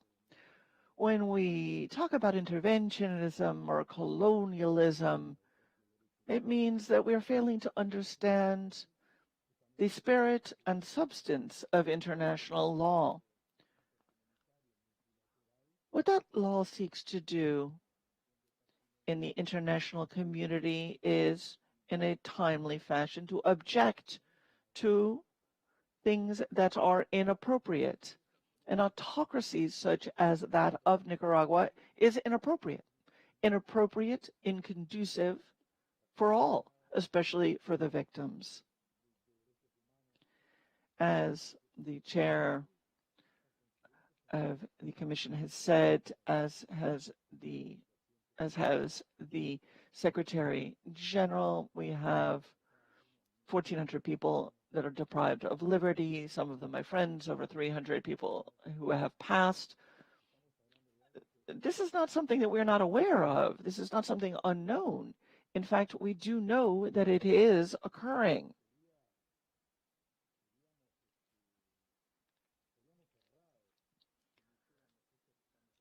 And we would be very much mistaken if we were not to hold this session, if we were to fail to see if we can change the course of this autocracy, which so far seems to be winning.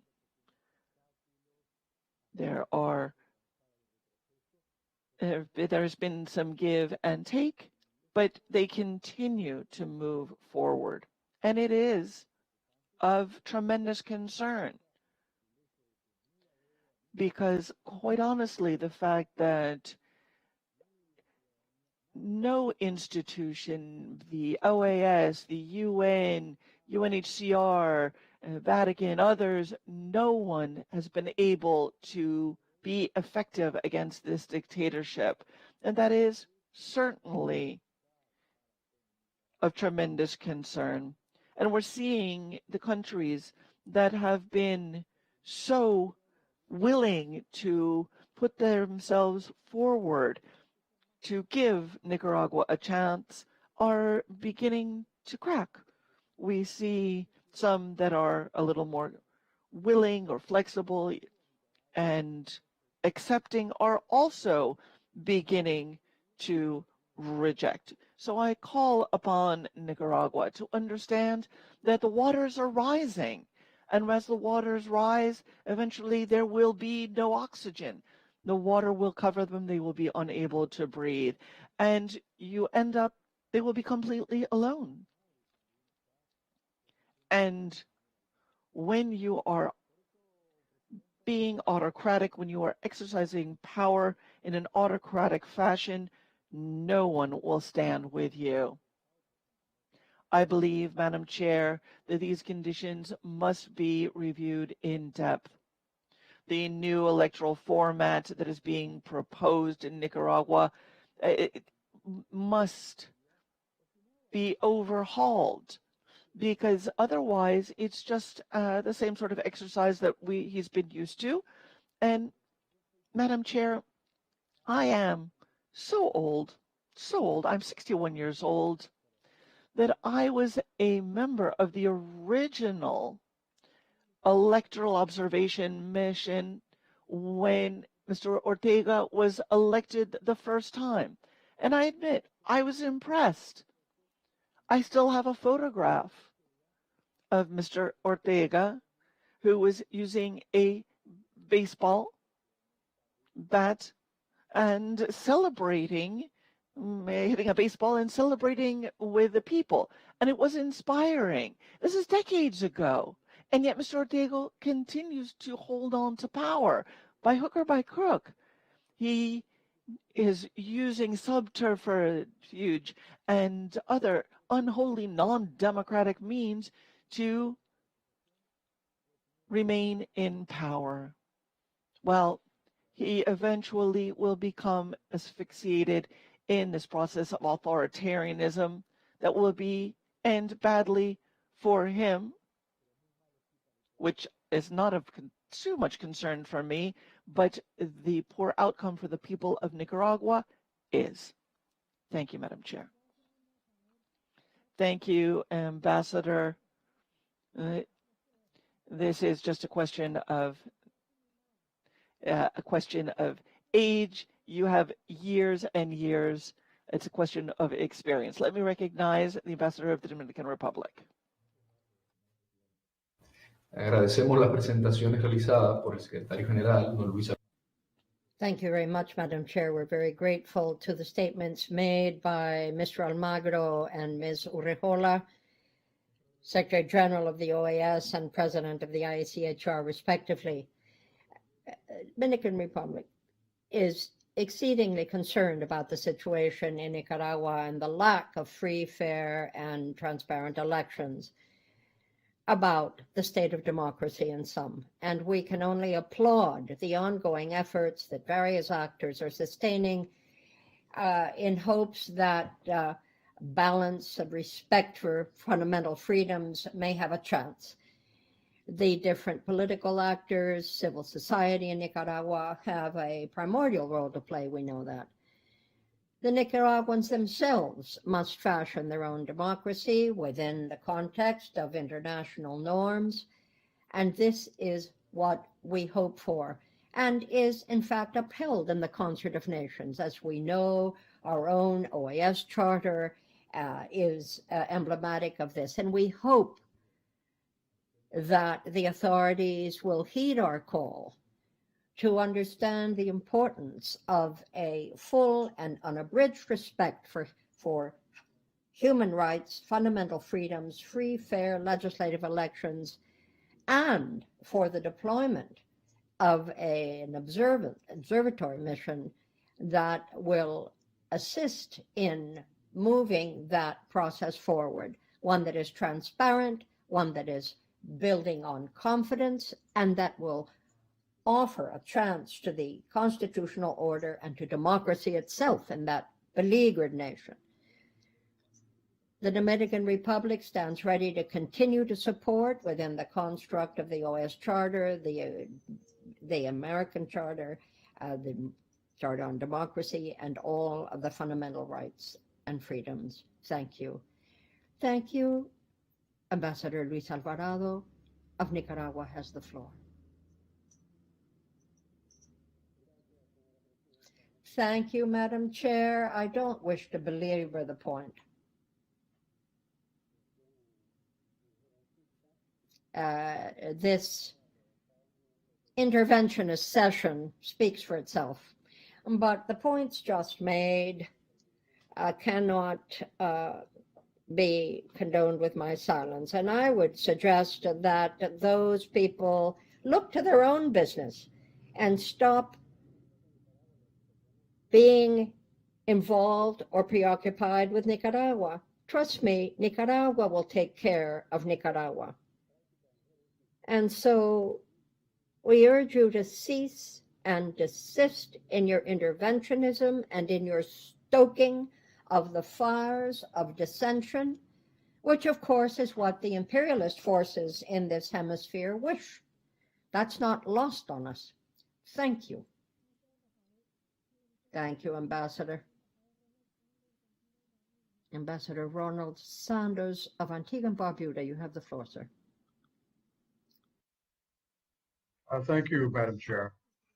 Secretary General, good morning. Good to see you. Might I just say, Chair, that I don't intend to prolong this debate for very long. I just wanted to make two quick points. First of all, I want my delegation to be placed on record as supporting in its entirety the statement made by the distinguished ambassador of St. Lucia, Antoine Edmonds.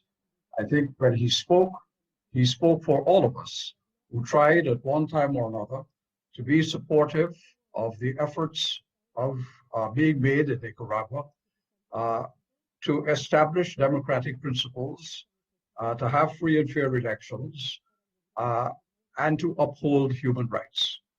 I think we all made an effort in that regard. In my own country, Chair, democracy, human rights, the rule of law, non-interference in the separation of powers, legislature, the judiciary, are extremely important. We come out of a situation of slavery and indentured labor. We fought for our rights through trade union movements. We established the political rights of our people on the back of blood, sweat, and tears. We value those things. We value democracy. We value human rights.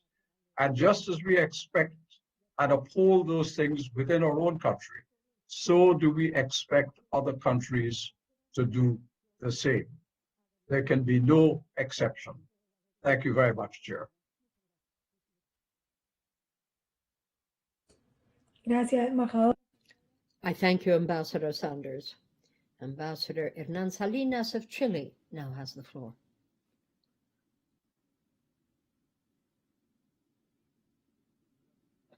Madam Chair, along with recognizing the unstinting work of the chair of the Permanent Council, I also wish to thank Secretary General Luis Almagro and the President of the IACHR, Ms. Antonia Rejola, for their respective statements. Thanks all. Let me remind us that at the last General Assembly of this organization, member states adopted the resolution that was entitled Reestablishing Democratic Institutions and Human Rights in Nicaragua Through Free Elections. And in that connection, we stress the fact that the various points enshrined in that resolution in order to launch an effective process that might indeed lead to such free and fair elections in November of 2021 are all principles which we continue to uphold, and so too our desire to continue working with the government of Nicaragua in that direction.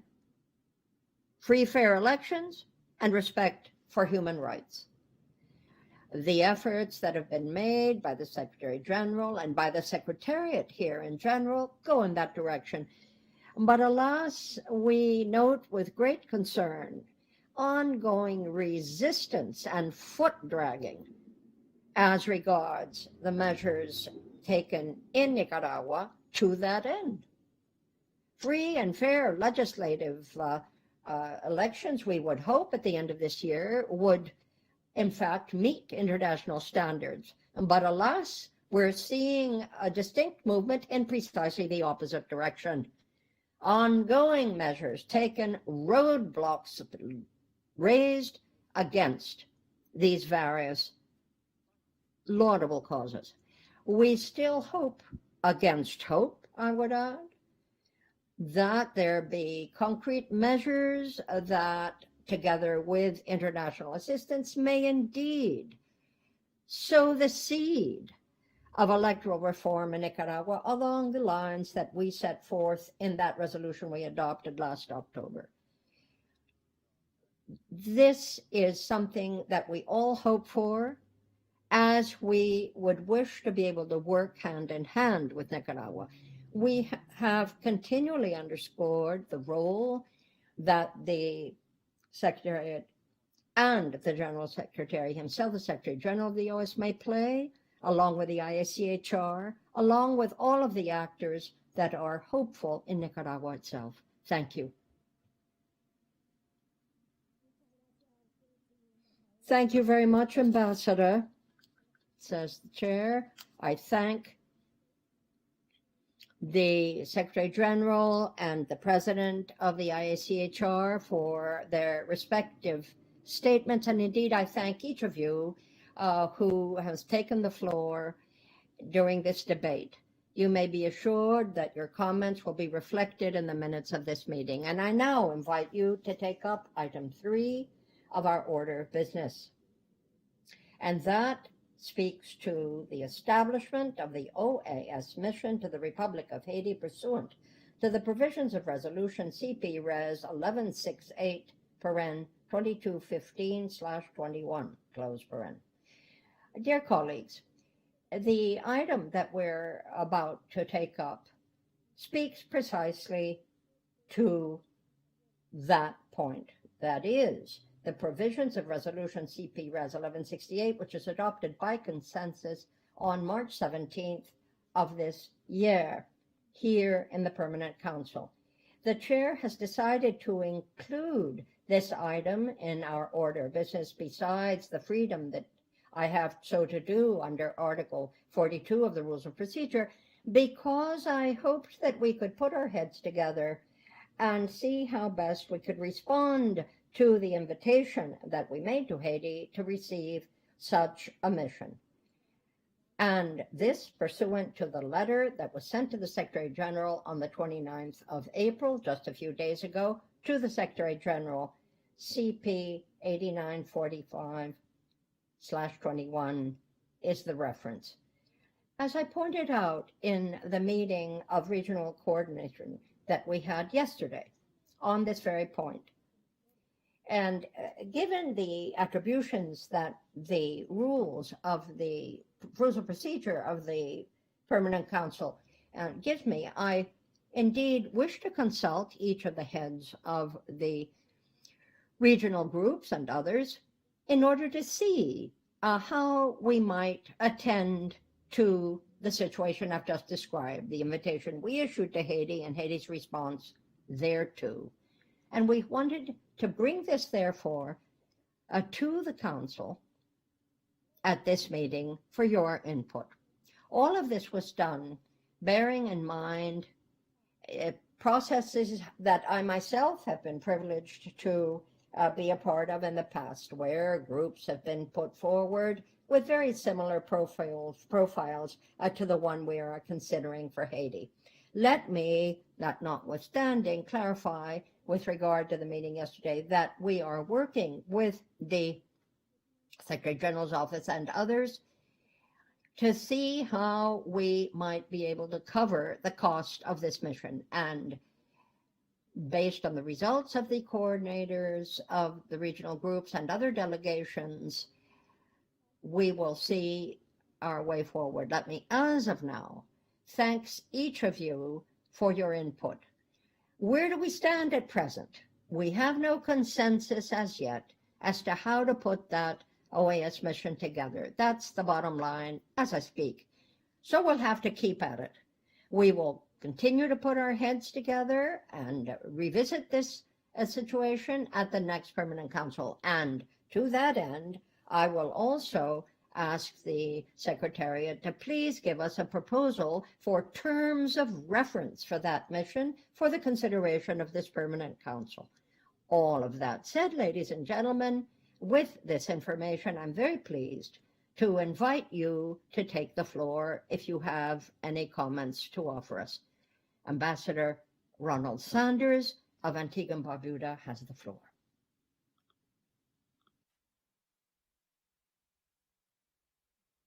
Thank you, Roger. Thank you very much, Chair. Madam Chair, as it will be recalled, Antigua and Barbuda was the proponent and one of the architects of the resolution on Haiti, adopted by the Permanent Council on March 17, 2021, which has led to this item inscribed in the agenda by you, the establishment of the OAS mission to the Republic of Haiti. It will be recalled that the resolution of 17th March at operative paragraph 4 offers a good officer's role, and I quote what the good officer's role is to do. It is to facilitate a dialogue that would lead to free and fair elections. Whatever terms of reference the Secretariat might offer to the Permanent Council, it is critically important that it retains those words and that objective as set out in the resolution and adopted by this Permanent Council. Madam Chair, I want to point out that the resolution does not refer to facilitating the organization of the constitutional referendum, as was suggested by the Foreign Minister of Haiti in his letter to the Secretary General of April 27th. Therefore, my delegation is gratified that at an informal meeting, which you called yesterday, Madam Chair, between yourself, regional coordinators, and many interested permanent missions, my delegation was very gratified that the representative of Haiti made it very clear that his government is setting no precondition for the Good Office's mission, and that it does not expect the OAS mission to facilitate the organization of a constitutional referendum. That was welcome news, and it was especially important that the Haitian representative, Ambassador Bouchit Edmond, made that position crystal clear to all of us. For my delegation, Madam Chair, one further issue remains unclear, and we believe that the Permanent Council could benefit from more and better particulars. The issue concerns operative paragraph 5 of the March 17th resolution on Haiti, which specifically requested the Secretary General, and I quote, to advise the government and other major stakeholders in Haiti of the Permanent Council's offer to undertake a good officer's role. And while it was necessary for us to hear consent from the government of Haiti, equally, it is important that we should hear consent from the other major stakeholders. We cannot promote a dialogue with one party. The dialogue has to be promoted with all parties. Now, we are aware from the letter of the Haitian Foreign Minister to the Secretary General that the government was informed and have expressed their willingness to receive the OAS Good Office's mission. However, this Permanent Council has not yet been informed if the other major stakeholders have been advised, which stakeholders have been so advised, and what is their response. Madam Chair, as the Secretary General knows, and I know that he has an extremely busy schedule, and I forgive him the fact that he cannot attend to every single detail with the dispatch that he might like. But my delegation has 3 times written to the Secretary General on behalf of my government, asking whether he has communicated the offer of good officers to the major stakeholders as requested in operative paragraph 5, and if so, to whom has he communicated and what is their response? But to date, we have not received direct responses to any of those very specific questions. But if we are to establish a good officer's mission to facilitate a dialogue that would lead to free and fair elections, it is imperative that we know which stakeholders have been informed and what is their response. This information, Madam Chair, is vital and necessary to inform and illumine the decision-making of the Permanent Council. Otherwise, it is a leap into darkness. Now, we have the benefit of the Secretary General with us this morning, and perhaps he might at this stage be able to give us specific answers to those questions which my delegation has 3 times posed. We did get a response from the Secretary General. And if I may read it, I think it will serve to explain why we still have concerns. The Secretary General wrote to me on May the 5th. I responded to him, but it's the only response I had from him. And this is what he said. I have the honor of writing in reference to your communication of today concerning resolution, and he names the resolution, on the situation in Haiti. He says, in that regard, I am pleased to inform you that as a result of the efforts of the team from the General Secretariat, the Office of the General Secretariat in Haiti, and myself, the provisions of the aforementioned resolution have been fulfilled. In that connection, thanks to those endeavors and the action of the Permanent Council, the relevant invitation was received from the government, and as you are aware, has been distributed by the chair of the Permanent Council. So the Secretary General makes it very clear that he's had a response from the government that has been circulated.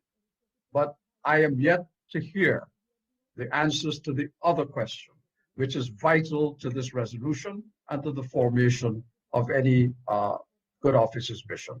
And that is, have we informed the other major stakeholders? Who are the other stakeholders that have been informed? And what is their response to our offer? Because they are the other parties in this dialogue that we are meant to facilitate. Thank you very much, Chair, for allowing me to speak on this. Muchas gracias, embajador Sanders. Le ofrezco la palabra al Thank you very much, Ambassador Sanders. And I would like to offer the floor to Secretary General Luis Almagro for him to reply, sir, to the questions that you have just put. Secretary General, you have the floor.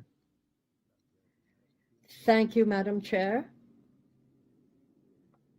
Indeed, and as chair of the Permanent Council and all of you who are members of the Permanent Council, I'm pleased to offer this information. This is per our institutional roles and has been set forth in the draft resolution, and indeed, Secretary corrects herself, in the resolution that is before us and that from which there has been a quote.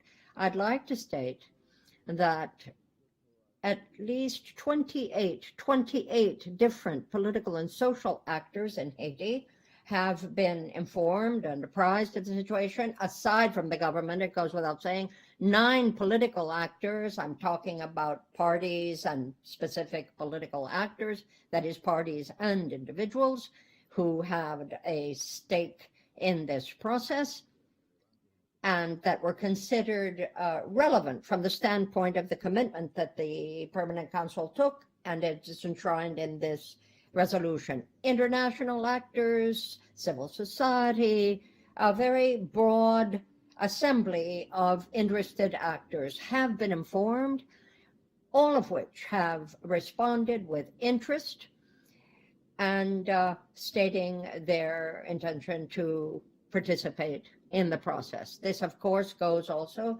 to the various mechanisms that are at the disposal of the General Secretariat, and we will use these and keep the Permanent Council abreast of how we go.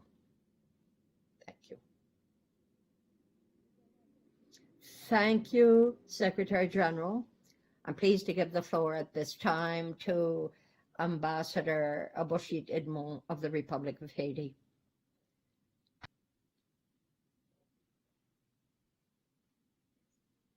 I thank you very much, Madam Chair.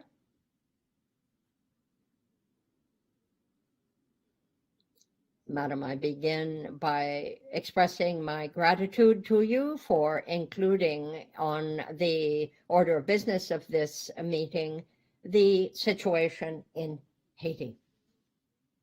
Thank you. And indeed, with a view to pursuing the terms of the resolution that was adopted on March 17th by the Permanent Council on the situation in Haiti, through which the Permanent Council offered its good offices to us in Haiti and expressed this to all member states. Given our own internal difficulties, the government of Haiti was pleased to express its willingness and gratitude to that mission, which would seek a peaceful and democratic solution to the fractious situation that we face in Haiti. And this morning, I'd simply like to clarify that the Republic of Haiti has simply accepted the offer that was made by the Organization of American States, of which, of course, Haiti is a founding member. My country also believes that it is in this spirit of solidarity which has ever been the hallmark of our action and our participation here every time that we felt the need arose to show that spirit, So it is in that spirit of solidarity that I reiterate the willingness of my government to receive such a mission from the Organization of American States in Haiti as the member states have ever wished would be the case. You have expressed that willingness. We therefore worked on a draft resolution. Said draft resolution was indeed adopted. It is today a resolution of the Permanent Council, CP Res 1168. The Republic of Haiti accepted the offer enclosed therein. Now, I believe it's time to take the next step. We need to implement that resolution and move to ensure that the mission takes place. But before I close, Madam Chair, may I simply remind my colleagues of the following facts, and I do stress these are facts. Every time I hear Ambassador Sanders, I have a sense that there's a slight amalgamation of opinion and fact, and so let me stress here that I'm referring to facts, and here I go. The sovereign exercise of a referendum, it has been decided by Haiti next 27 June. On 19th September, there will be presidential and legislative elections. On the 21st of November, there will be a second ballot of that presidential and legislation election. And this is published officially in our Electoral Commission. It's published. That's the schedule. And I would merely like to inform you that the President of the Republic is in full and constant dialogue with members of the opposition. And we long to have all of the actors around the table. We're not there yet, but we're working for it. This is our hope, and we are working for it. And that's precisely the context in which we believe this OAS mission can play an important role in bringing the others to the table. Dialogue, we have always believed, is the way to go. And that's our position still. And before I close, Madam Chair, let me simply say, recalling to Ambassador Sanders, that he can certainly be entitled and is indeed entitled to his own opinion. But I trust that he will hear what I'm saying and understand that it's not an opinion, what I'm stating here. The letter that the minister sent to the OAS simply described what is happening in Haiti. But it is the Permanent Council that must establish the conditions under which this mission will take place. None other. If there is any other afterthought, any other agenda, that is entirely your right. But let me say that I would be the first to say we have our own agenda. We want an agenda of the Permanent Council. We're not talking about any one individual member's agenda, yours or anyone else's. And it is my sense that every statement you make goes in the sense of a boycott of this procedure. That is my view. I'm saying it very frankly and candidly. And I am asking that you cease toying with Haiti to advance your own agenda. I'm surely certain you have enough affairs in your own country to occupy you. Thank you. Thank you, Ambassador. The representative of the United States, Fred has the floor. U.S.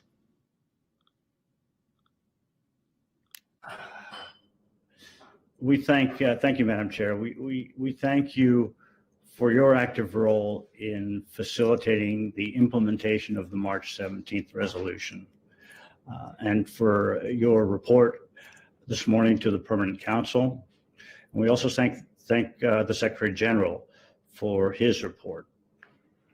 I'll be brief. The United States welcomes the government of Haiti's invitation for an OAS delegation, which we hope will encourage a constructive political dialogue among all stakeholders to pave the way for legislative and presidential elections in 2021.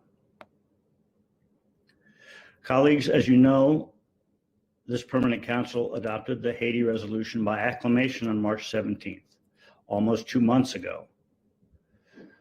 My delegation is deeply concerned, and I know you are, with security trends in Haiti, which have deteriorated over the last 2 months. Humanitarian needs and human rights also remain pressing concerns for the United States. We therefore urge member states to act with dispatch, to act quickly, to select the OAS delegation, and to set a date for the OAS mission to travel to Haiti. The United States strongly supports this mission and is willing to provide funding to ensure broad participation by member states from across the region. Colleagues, we have a duty under the Inter-American Charter to promote representative democracy. We have a duty to the Haitian people, and as Ambassador Sanders points out, and the President of the Permanent Council made clear in her informal consultations with regional coordinators, a duty to all major stakeholders in Haiti to offer our good offices to encourage political agreement to ensure legislative and presidential elections this year. Thank you very much.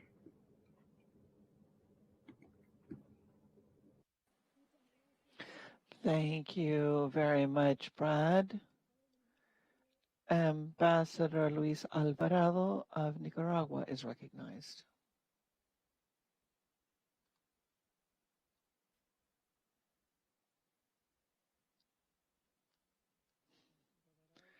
Ambassador, could you please request the floor?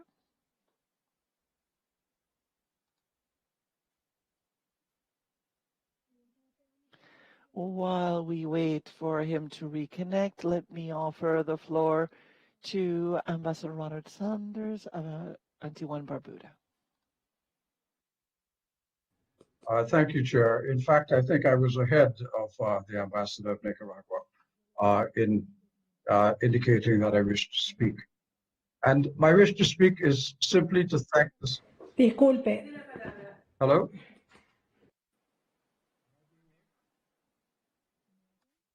Sí, por favor. Yes, please continue. My request to speak is really to thank the Secretary General for the information that he's provided us this morning on the stakeholders with whom he's been in communication and the responses that he has had from them. This was a simple matter. It was important that my delegation knows and that the rest of the Permanent Council knows that our good office's mission is going to be welcomed by the other stakeholders in Haiti. So I am very grateful to him for at last providing us that information. I simply also want to endorse the remarks just made by the distinguished representative of the United States, Brad Frieden. I endorse every word that he has just spoken. And you will understand, Chair, if I choose not to respond to anything that the distinguished representative of Haiti has just said. I have no personal agenda. My only concern, as is the concern of every other member state here, is the peace, security, democracy, human rights of the people of Haiti. Thank you very much.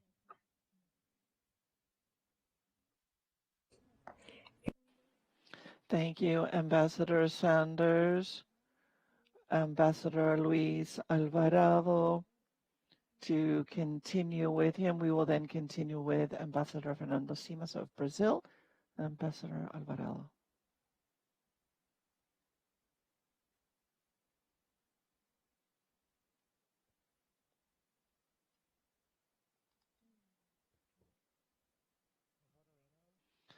Ambassador Alvarado, if you could please activate your camera and your microphone. Just a moment. It seems to be a point of order. by Ambassador Boshid. Ambassador Boshid.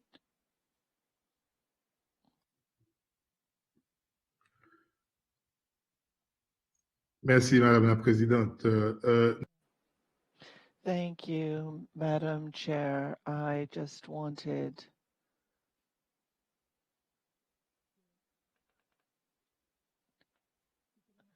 to note that if we want peace and democracy for the people of Haiti, there is a way to do so. I believe that we are all representatives here of sovereign countries, and we are working in the spirit of solidarity. This has always been a guiding principle of the organization, the principle of mutual support. But increasingly, people seem to want us to think that they are working for the peace and prosperity of the people of Haiti. That is not necessarily inspired peacefully. I certainly do not want to raise a ruckus in the organization.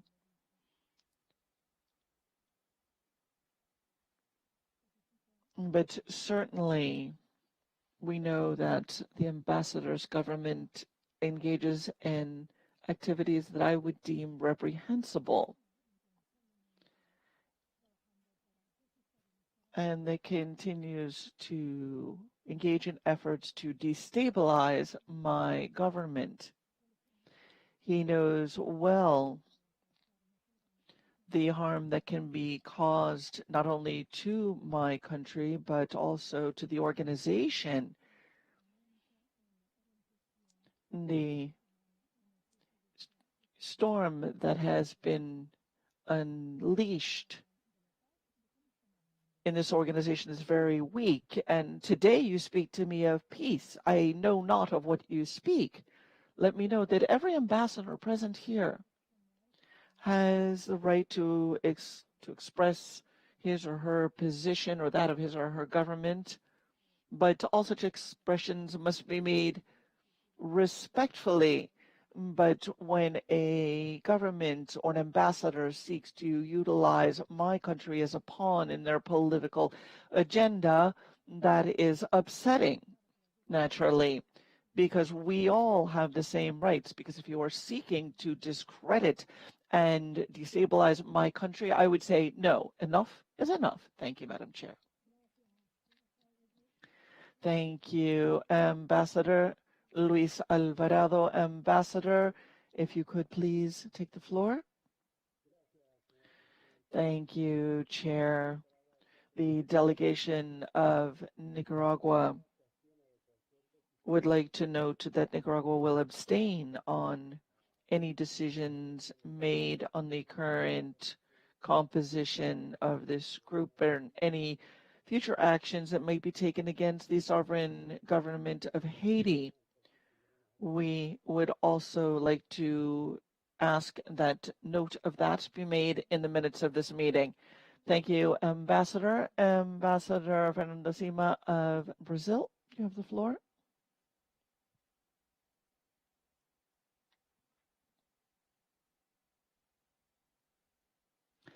Thank you very much, and good morning, good afternoon, Madam Chair. Can everyone hear me? Firstly, I wanted to thank you for the inclusion of this topic on today's agenda. This is certainly a matter that is subject to the considerations of the chair, and it is quite clear that this was indeed a good choice. Madam Chair, I'd also like to thank you for the efforts that you have undertaken to keep our regional groups abreast of current affairs, and we do thank you for that. I would like to note with satisfaction the invitation made by the government of Haiti for the sending of this good office's mission. I believe that this shows the willingness of Haiti to reach the matters agreed upon in the resolution of March 7th. So we appreciate that gesture and invitation. I'd also like to thank Secretary General Luisa Almagro and the Ambassador of Haiti for the additional information, because this is particularly salient to the confirmation of the mission that will be sent to Haiti, and that, as we know, has the unanimous support of the Permanent Council. Thirdly, I'd like to note that all of those who are supporting this resolution, I believe, do so in the spirit of solidarity with the government of Haiti at this very difficult moment the country is traversing. And I believe that, of course, it is particularly germane to engage in dialogue and also to provide collaboration, both technical and of any other nature, in an effort to restore and to bring to effective fruition the electoral processes that Haiti will be engaging in. Therefore, Brazil looks forward to participating actively on the mission.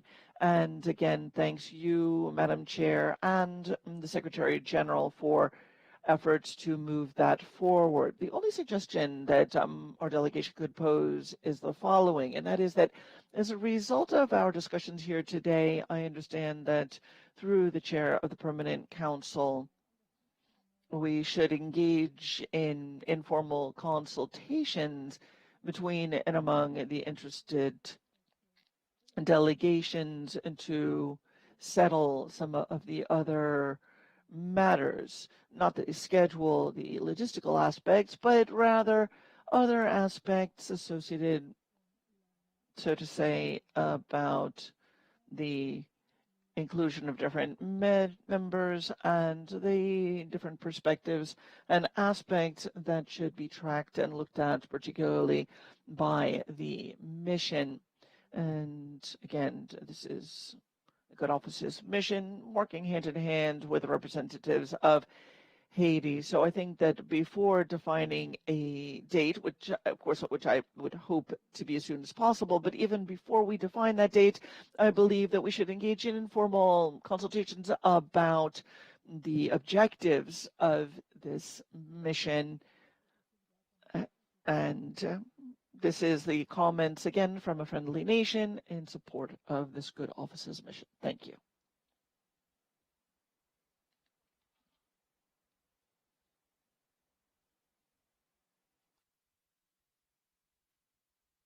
Ahora sí, hubo un problema de conexión. I apologize for the brief gap in my connection. Thank you, Ambassador. I recognize you, Adset of Canada. Ambassador. Thank you very much, Madam Chair. I would like to add a few remarks that I think are important. I'd like to thank you for your work yesterday and over the course of the last few weeks in moving forward, and also thanking you for the information received this morning, which has been particularly useful. We are concerned with the polarization and the growing polarization and the concerns over security in Haiti. We greet the willingness of Haiti to receive the OAS mission very warmly. Given the lack today of minimum conditions to host these elections, particularly in terms of political dialogue, it seems all the more important to overcome the current crisis through that type of dialogue and engagement. And therefore, we look forward to working with the other players in Haiti in an effort to engage in constructive dialogue to create conditions that will lead to free, fair, and reliable elections. We would encourage all of the stakeholders in Haiti, political parties, government, and others and would encourage them to participate in the process of dialogue in this context in an effort to ensure the success of this good office's mission. Canada would also request the unfettered support of all of the member states of the OAS. Canada reiterates its solidarity with the people of Haiti that, of course, deserve a more prosperous, stable, and democratic future. Thank you, Madam Chair. Gracias, embajador. Tiene el uso de la palabra el embajador. Thank you very much. Let me recognize the Ambassador of St. Lucia.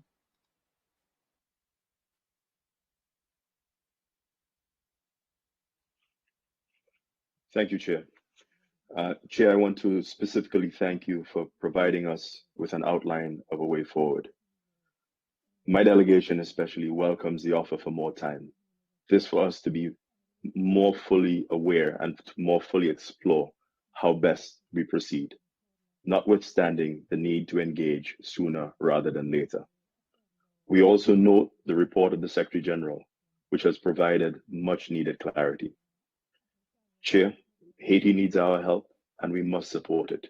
We are all stakeholders in this country and others within the OAS, especially as it relates to ensuring, guaranteeing democracy. Fundamental to this, in the case of Haiti, must be an obligation to ensure that the will of the people to fully exercise their franchise be guaranteed, be it on referenda and or presidential and legislative elections. We were proudly amongst the first to support the resolution, which has resulted in an invitation for us to play what can be hoped will be a productive role in ensuring dialogue between various civil society and political actors and the government. We remain hopeful that a fully informed mission will be of value. Thank you, Chair.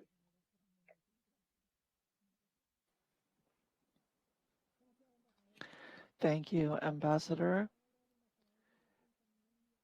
Ambassador of Guyana is recognized. Thank you, Madam Chair. Given Guyana's own evolution as a democratic republic and the challenges we have faced, it should come as no surprise to member states that my government stands firmly behind all efforts aimed at the preservation and consolidation of democracy in our hemisphere. In this respect, we believe in the necessity of not only strict adherence to principles of democracy in keeping with the Inter-American Democratic Charter, but also the necessity of total conformity with democratic best practices. For this reason, we view the situation in our sister Republic of Haiti with great concern, and we reiterate the importance of facilitating political dialogue between the government and all major stakeholders in Haiti. Madam Chair, my government and my delegation welcome the decision of the government of Haiti to accept an OAS mission under the terms of Resolution 1168. Madam Chair, I thank you for your efforts so far to coordinate the OAS's response. The situation in Haiti is clearly very complicated. Before this Permanent Council can sign off on the proposed mission, therefore, we believe that it will be necessary that we work towards agreement on the following: the terms of reference and objectives of the mission, in keeping with Resolution 1168, and any other considerations agreed on by this Permanent Council.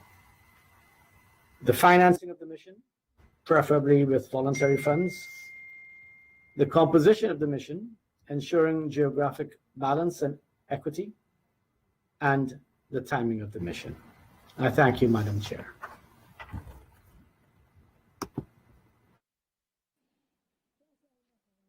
Thank you, Ambassador. We take due note. Ambassador Isela of Peru.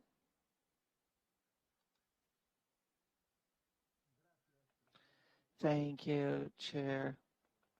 Good morning to all of my colleagues on the Permanent Council. I'd like to make some comments to highlight some of the topics that we are addressing, as I believe that may be fruitful. First, let me highlight the fact that, as we all know, this resolution was approved unanimously. I believe that fact has not been sufficiently underscored insofar as this type of approval is rare in the OAS. And what we've seen is that one of our sister nations needed our support, and we unanimously agreed to provide it. I believe that this is a fact that we must very much keep in mind as we address this topic. Second, Chair, I would beg your indulgence in noting that following this approval, I'd like to just take a moment to congratulate you on the follow-up on that, as you have done this very effectively. Thirdly, the interest expressed by Haiti has been important. The ambassador has now expressed the country's interest in receiving this mission now on several occasions, and that too is worth highlighting as it is auspicious. I'd also like to thank the Secretary General for his report, in that it meets point 5 of the resolution, which, as it says, to report to the people and government of Haiti and other interested stakeholders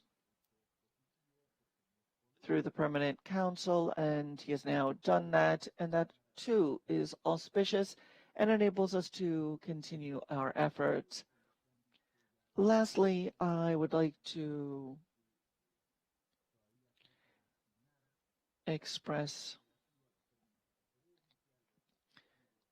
support for comments by those who have spoken before me in terms of the need to create the terms of reference, identify participants, and other logistical details.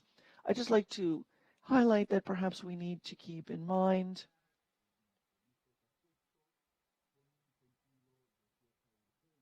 that we should proceed with certain urgency.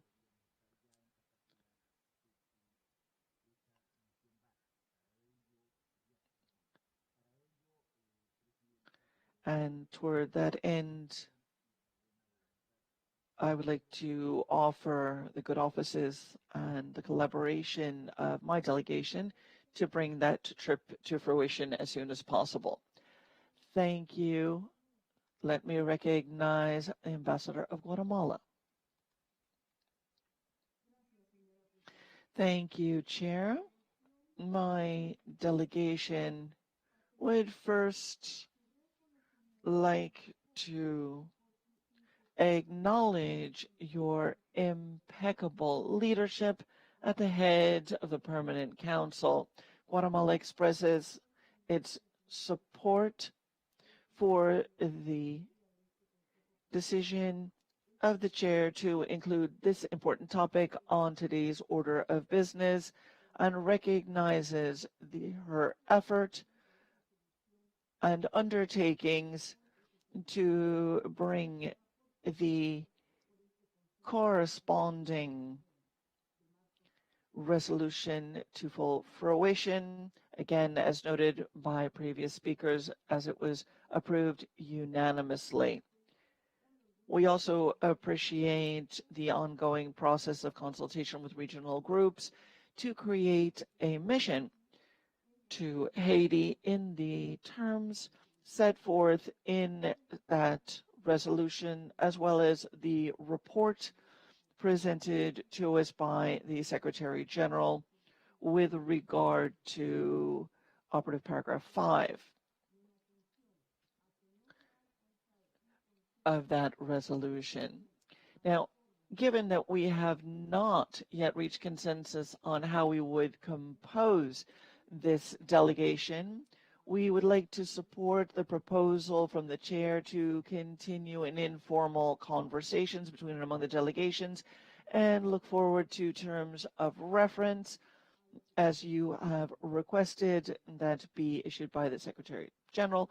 With regard to that, my country would like to take advantage of this opportunity to thank the Ambassador of Haiti on behalf of his nation for his comments and repeats and reiterates its solidarity with his people, and again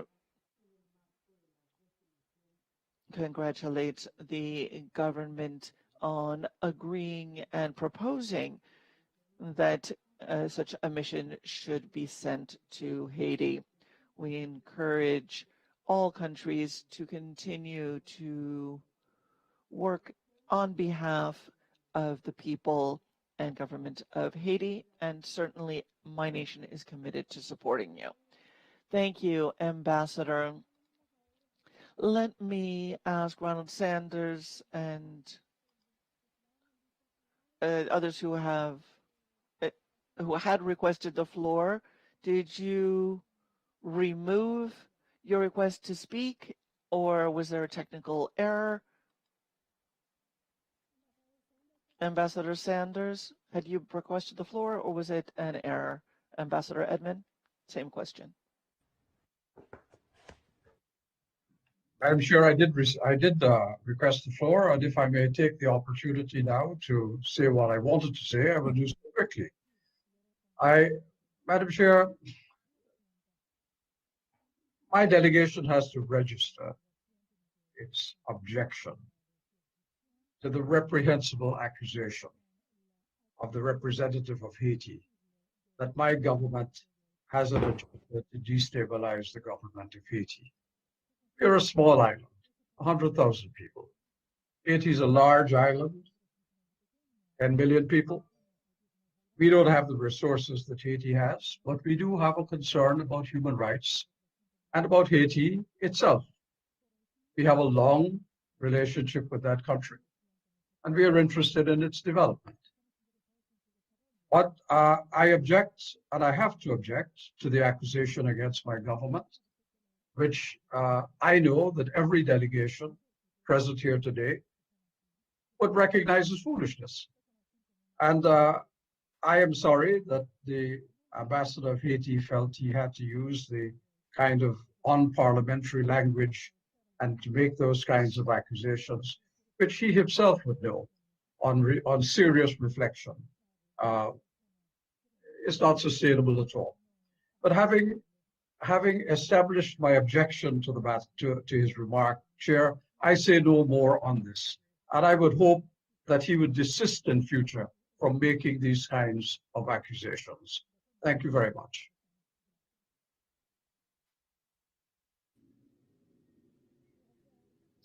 Thank you very much, Ambassador Sanders, for your words.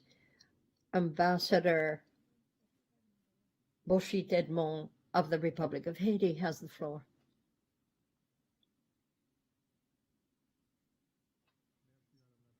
Thank you, Madam Chair.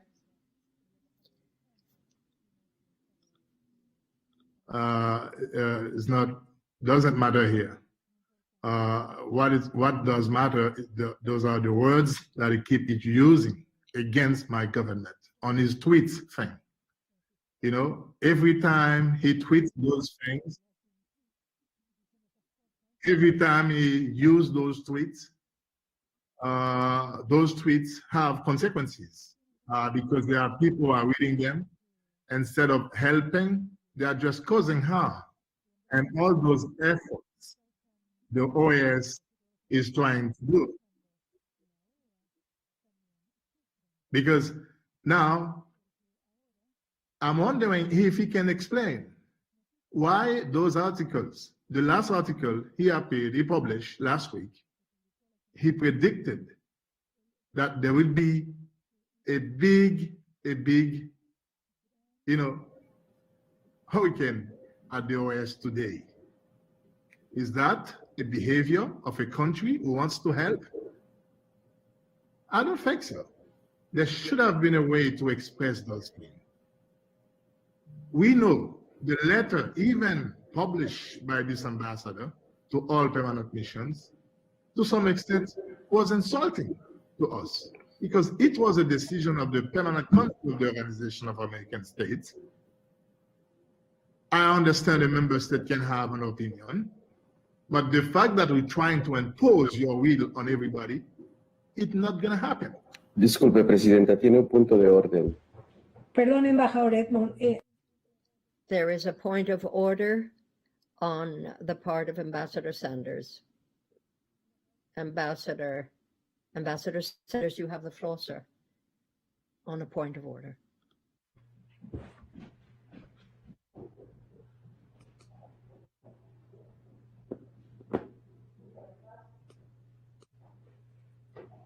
Madam Chair, I really don't wish to prolong this. But really, I think as Speaker, you have to intervene to put an end to this. I have not involved myself in any personal confrontation with Moshid Edmond. I don't know why this is persisting. My country must be judged by what it says and does in this Permanent Council. These personal attacks, which I know is part of the armory that is utilized from time to time, including calling up governments and intimidating them, including my own government, to tell them that they must stop me from speaking. And I know it has happened elsewhere too, but we've not brought this to the attention of the council because really, this is childishness. And we are here doing serious business, which is trying to ensure that all member states, as we did with Nicaragua this morning, and as the Secretary General is doing with other countries, adhere to the principles of our charters. That is all that I am trying to do. And I've been an ambassador for 43 years of my life. I've never had an accusation of this kind made before. But I do think, Madam Chair, it is time for you now to exercise the chairmanship to bring an end to these personal ad hominem attacks, which do not serve this institution or this Permanent Council well. Thank you very much.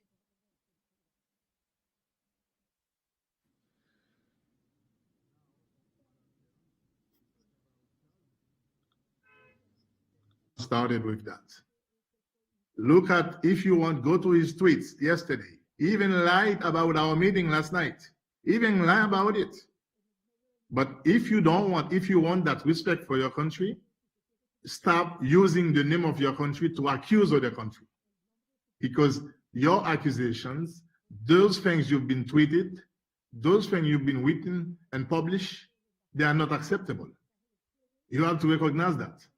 Now, it's you to say if you did that on the behalf of your country, or if you did that yourself as a political militant. I will be clear. But as long as you continue to do that, to have this behavior, I will always have the right to respond on behalf of my country. That's a basic right. So I will call on you to restrain from using certain those things that you've been using, trying to destabilize our process in our country. We understand what you are doing. We understand and we know your agenda. And that's why I said this morning, it will be known publicly soon. Because I'm not going to allow you using my own country for your personal agenda. You are the one pushing for that resolution. And that resolution was dismantled because the way you wanted it, it did not happen. And you get mad for that. Go to the tweets and everybody will see them. And now the resolution is a resolution of the Permanent Council. We are trying to solve, to find a way to do it, to make it happen, to have that mission form. But I don't see why you keep doing those things. As long as you continue to do that, I will continue to stand before you and call you out. Thank you.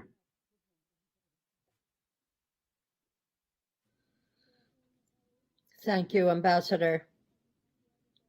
Ambassador Carlos Jativa of Ecuador is recognized.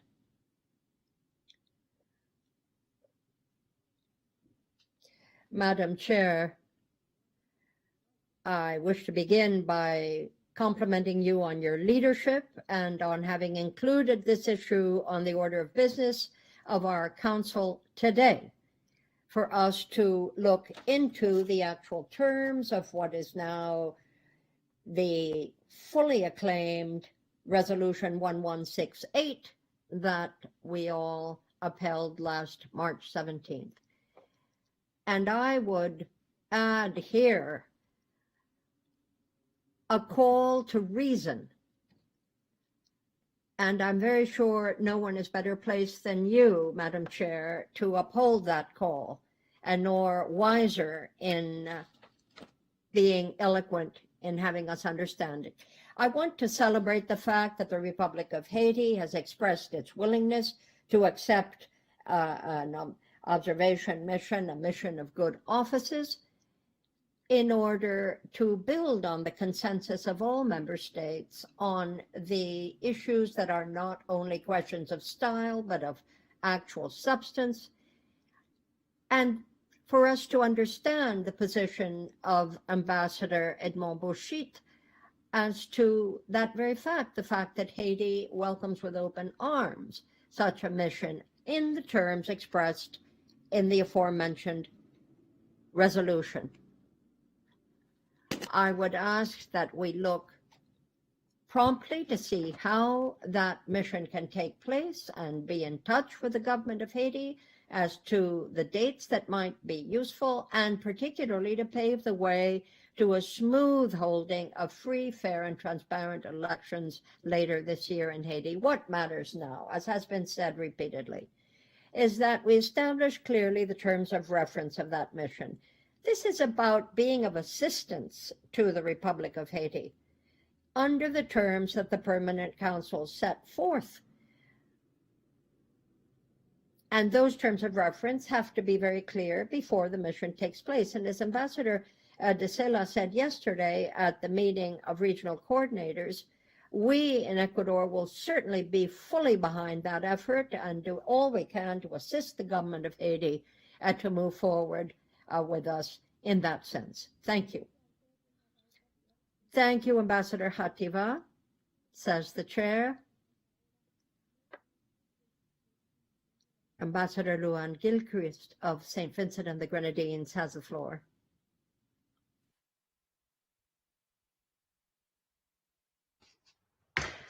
Thank you, Chair. The delegation of St. Vincent and the Grenadines applauds the Honorable Chair of the Permanent Council for her astute conduct of this session. Chair, my delegation welcomes the important and impartial role of the Organization of American States in the constitution of a good offices mission to the Republic of Haiti. Chair, my delegation appeals for decorum and good form at this and all sessions of the Permanent Council, as well as at all meetings of the Organization of American States. Our deportment must at all times comport with mutual respect and seamlessness. Chair, I thank you for the courtesy of your attention.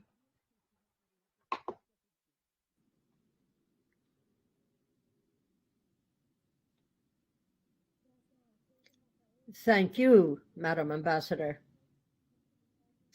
There being no further comments on this subject, the chair suggests that we take good note of all of the statements that we have heard from delegations this morning, as well as those made by the Secretary General, to continue consulting with the coordinators of regional groups and other interested parties as to how we will set up that mission to Haiti, and that this be certainly considered at the next regular session of the Permanent Council. We also asked the Secretariat to set up terms of reference that we might consider regarding that mission to Haiti, picking up the terms set forth in Resolution CP-Res 1168 for the Permanent Council to consider such proposed terms of reference at the next meeting.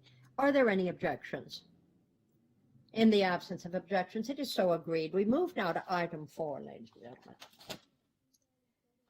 This regards the consideration of the draft reply to the recommendations of the Board of External Auditors. The chair of CAP has suggested we take this up, and I put it to you. The recommendations, plural, of the Board of External Auditors is available to you in CP CAP 3743/21. It was considered on the 4th of May recently. I would like to know whether delegations are in a position to approve that draft reply. There being no objections thereto or request for the floor, this is hereby approved.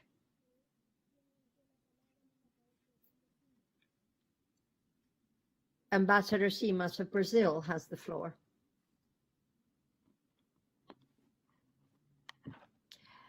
Thank you, Madam Chair.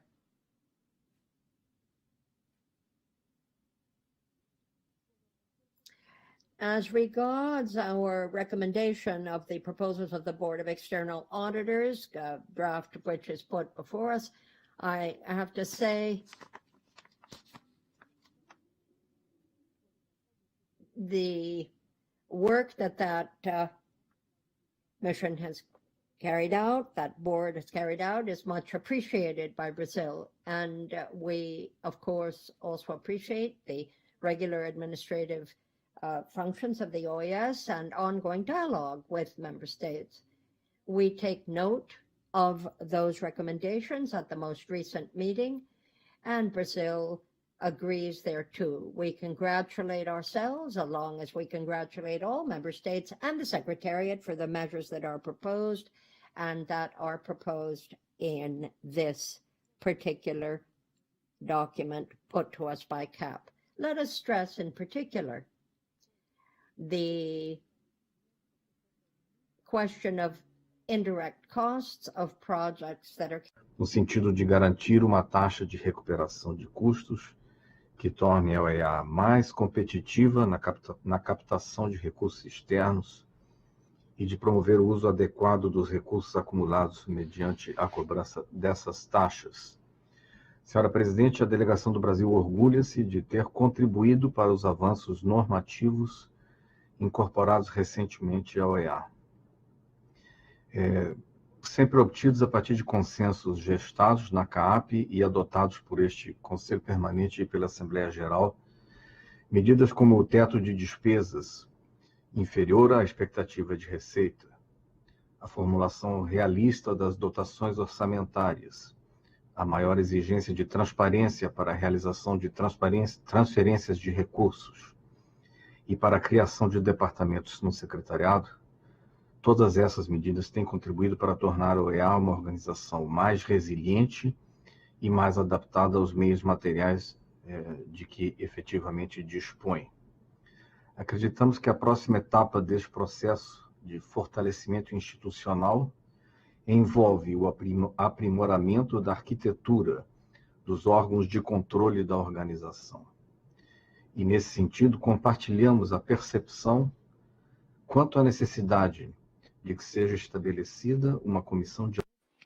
In establishing a commission for auditing, which, including other attributions, would be responsible for coordinating the internal auditing functions as well as looking at the external audits, looking at the work of the board that we understand is the fundamental role of the external auditors. We believe that there is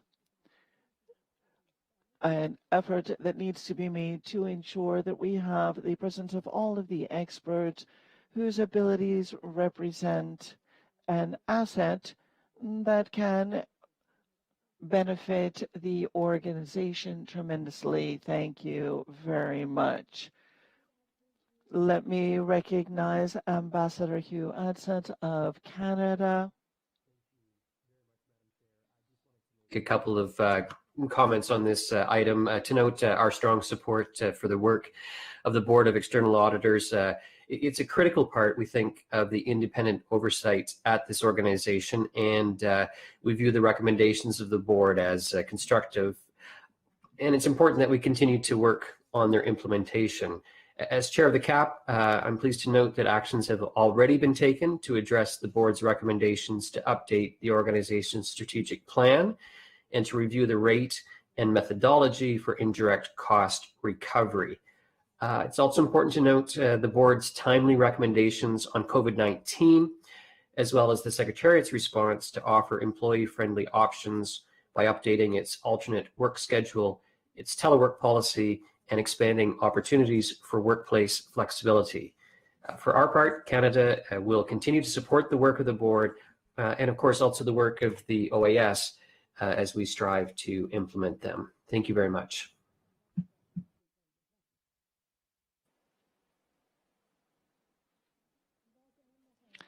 Thank you, Ambassador.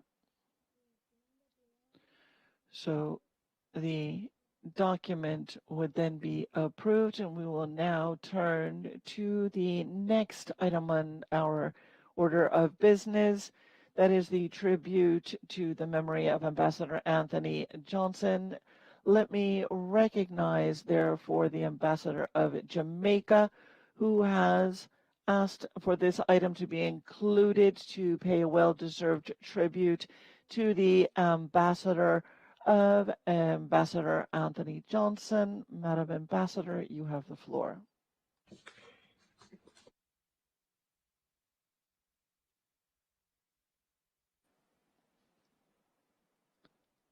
Ambassador Marks. Consulta Secretaría si la embajadora Marks se encuentra en sala. Is Ambassador Marks with us? Yes, indeed, she is in the meeting. Please request the floor.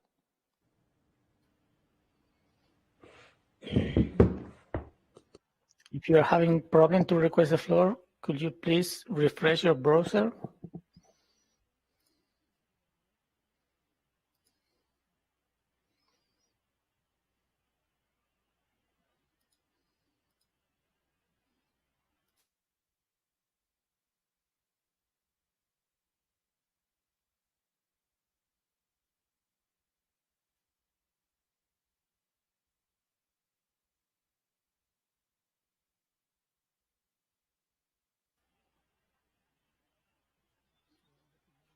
Le vamos a asignar un técnico que la llame a ver si... We will have a technician call you in case you are having technical issues.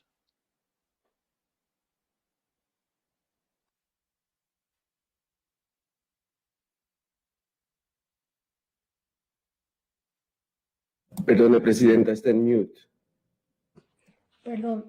Sí, entre tanto, y para adelantar, quiero someter a consideración el punto 6, que es la aprobación de actas de sesiones del Consejo Permanente. I would like to, given the time, I'd like to move on to item 6, and therefore I would like to submit to your consideration the following minutes of the Permanent Council. 2291 of June 26, 2020, 2292 of the special meeting of July 17, 2020, 2293 of the special meeting of July 21st, 2020, 2295 of the regular meeting of August 7, 2020, 2297 of the regular meeting of August 14th, 2020, minutes 2298 of the regular meeting of September 9th, 2020, minutes 2299 of the regular meeting of September 16th, 2020. I submit these to your consideration. If there are no requests for the floor, they are deemed approved. Let us return to item 5 while we wait for Ambassador Marks of Jamaica to connect. ¿Se conectó la embajadora, Fernando? Sí, siempre. Is the ambassador with us? She has been connected the entire time, but there does appear to be a technical issue. The technician is working with the ambassador at this time.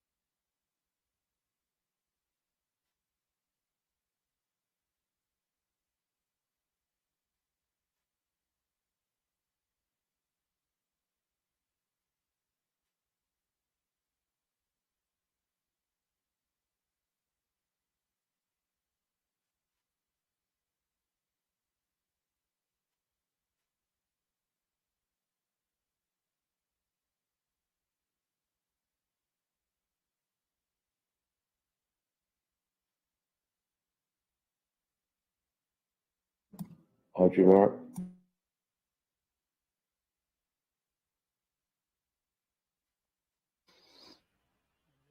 Ahora veo que ya no está en la lista. Creo que está haciendo refresh en este momento.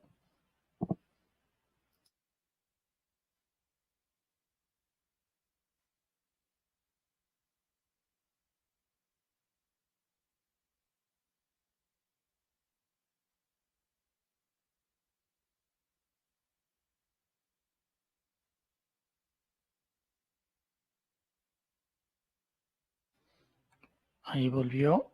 Ambassador.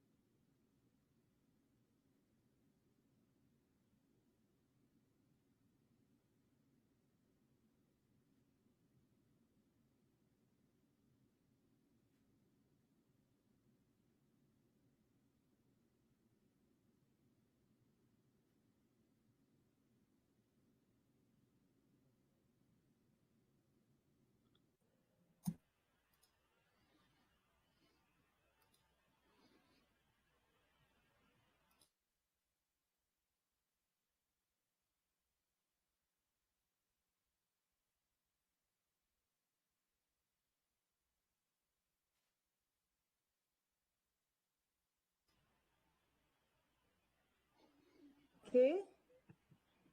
Okay, got it. We can hear you. Okay. Thank And you. we can see you. Sorry, Thank I you. had to refresh my browser and I got some help here. Thank you so much. Thank you, Madam Chair. Secretary General Luis Almagro, Assistant Secretary General Nestor Mendez, distinguished colleagues, alternative representatives, friends all, good afternoon. I take the floor to pay tribute to a distinguished Jamaican, the late Anthony Johnson, journalist, economist, university lecturer, politician, diplomat, humanitarian, and family man. These are among the many titles used to describe his multifaceted life. Indeed, he was a man of all seasons, blessed with a fertile, analytical, and creative mind.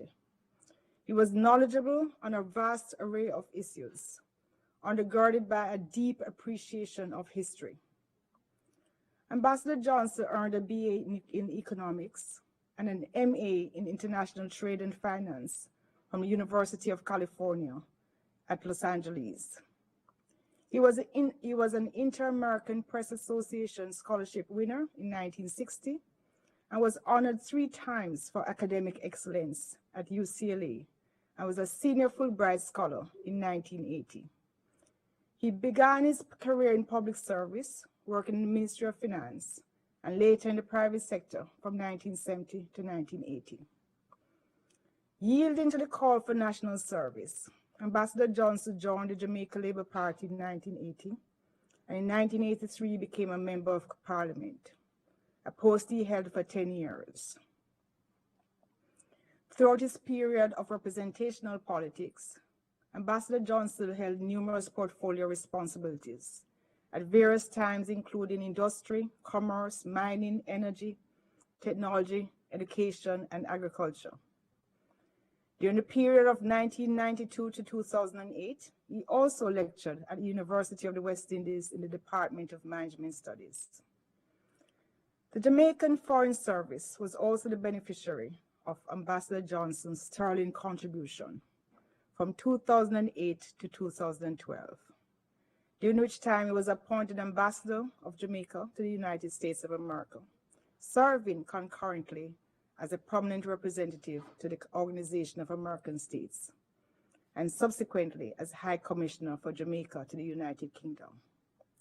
His engaging people skills were tremendous assets as he reached out to Jamaicans in the diaspora and representing Jamaica on the international stage. At every step of the way, his warm manner endeared him to people from all walks of life. We are therefore deeply appreciative of his life and for his commitment to raising Jamaica's profile during his role as envoy, and remain proud of his successes, particularly in being a champion of the ideals of Marcus Garvey here at the OAS in 2009. Members of staff of our embassy and the OAS mission here in Washington, D.C. recall Ambassador Johnson as a man of integrity, one who was not only interested in their individual work and work assignments, but also encouraged them in their personal pursuits. It is therefore most fitting that Government of Jamaica bestowed on him the national honor of the Order of Jamaica in 2016, in recognition of his outstanding and significant contribution to national development. Ambassador Anthony Johnson died on the 28th of April, 2021, at the age of 82. The Embassy of Jamaica and the Permanent Mission of Jamaica to the OAS extend sincere condolences to his wife, Pamela, his daughter, the Honorable Camina Johnson-Smith, Minister of Foreign Affairs and Foreign Trade, as well as his other children and his extended family. May his soul rest in peace, and I thank you.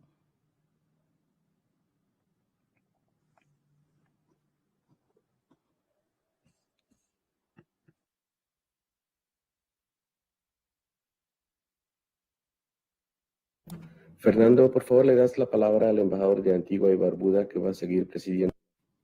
Fernando, could you please give the floor to the ambassador of Antigua and Barbuda, who will continue chairing this session?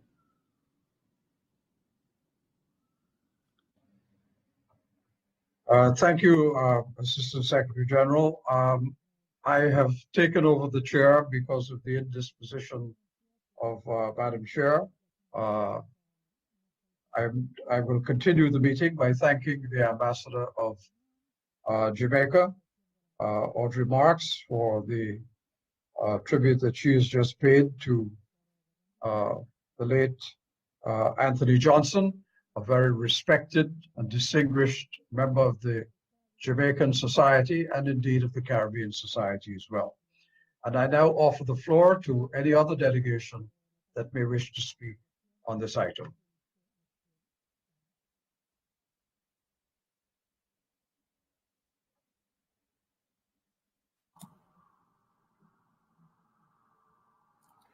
Costa Rica is requesting the floor, Mr. Chair. Is Costa Rica?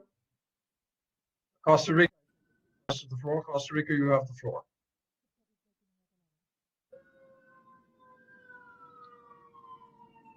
Thank you very much, Mr. Chair.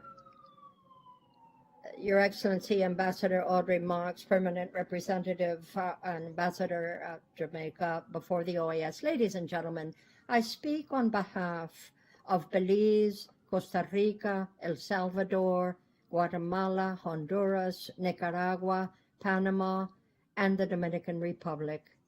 Members of the Central America Integration System known as SICA in this posthumous honoring of Honorable Anthony Johnson. We pay tribute to the memory of Ambassador Johnson, who led the ministries of technology, education, industry, trade, agriculture, mining, and energy in his country. It was no mere coincidence that, given his vast experience in Jamaica, he be awarded the Order of Jamaica. As a premier diplomat, Ambassador Johnson contributed his vast knowledge in history and economics in writing a signal page in the foreign history of his country as an ambassador to the United States of America and permanent representative of Jamaica before this Organization of American States. We know that his input was indelible, not only to us, to his country, but to the entire Western Hemisphere. We certainly extend our sympathy to Camilla Johnson-Smith, to the Ministry of Foreign Affairs of Jamaica, the entire Foreign Ministry of Jamaica, and the entire Jamaican mission before the OAS. To you all, our sincere sympathy, as well as to the government and the people of Jamaica. Thank you, sir. Thank you very much. I now offer the floor to Ambassador Adsett of Canada. Thank you very much, Mr. Chair. We were deeply saddened to hear the news of the passing of Jamaican Ambassador Anthony Johnson, who previously served with distinction as permanent representative to this body, as well as ambassador and high commissioner to several countries. Ambassador Johnson will be remembered as an accomplished diplomat and a passionate member of Parliament who made important contributions to Jamaica's national life. On behalf of the government and the people of Canada, we extend our most sincere condolences to Jamaica and to the family of the late ambassador, including his daughter, Senator the Honourable Camilla Johnson-Smith, Minister of Foreign Affairs and Foreign Trade. And let me also extend condolences to Ambassador Marks and the members of her mission. Thank you. Thank you, Ambassador Adsett. The floor is now given to the Ambassador of Trinidad and Tobago, Anthony Philip Spencer. Ambassador, you have the floor.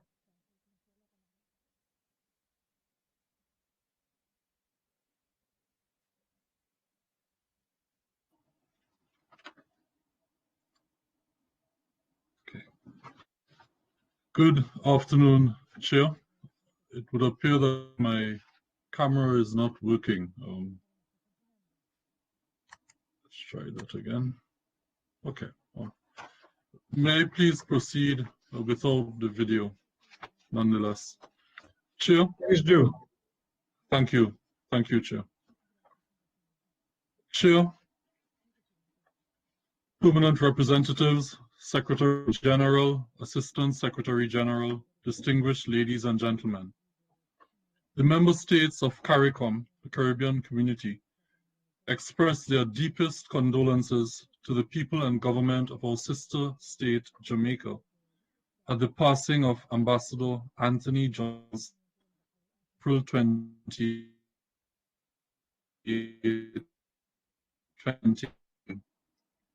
Ambassador Johnson was a senior official, holding several portfolios and serving Jamaica as ambassador and permanent representative to this organization.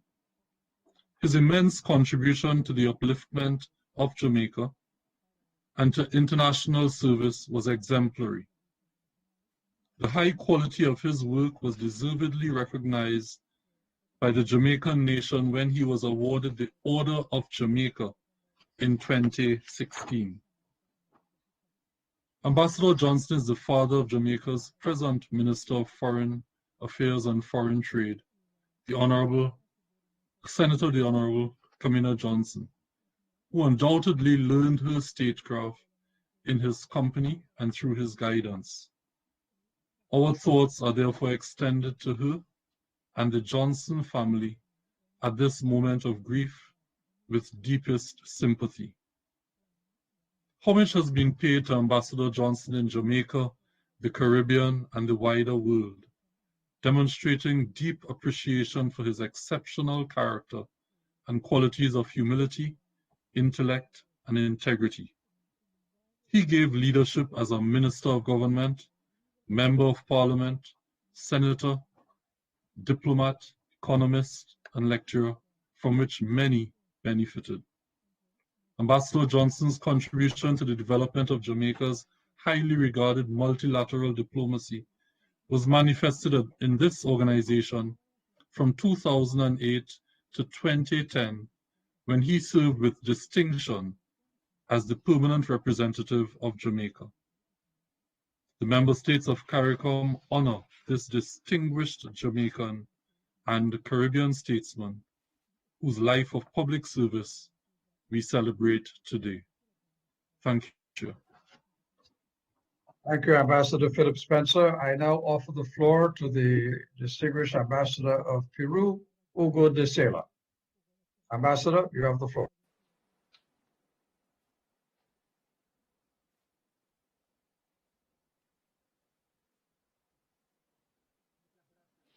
Thank you very much, Chair. As the coordinator of the Aladi group, I'd like to join in the voices who are celebrating the life of Anthony Johnson, a renowned ambassador, a diplomat, who the organization was fortunate to have while he served in the dual role as ambassador to the OAS and to the United States. It is undeniable that his enormous contribution to hemispheric affairs, as the colleagues who have spoken before me have noted, have been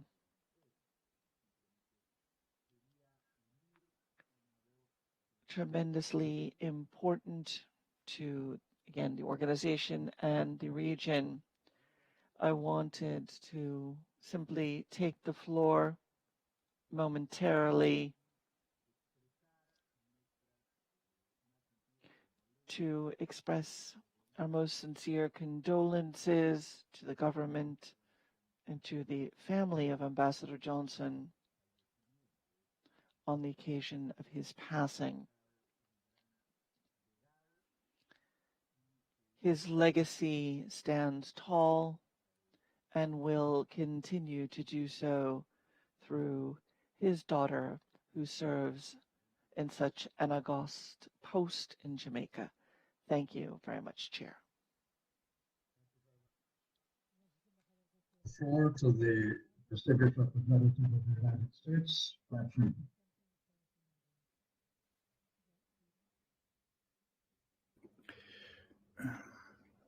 Thank you, Chair. I would like to join others in paying tribute to Ambassador Anthony Johnson.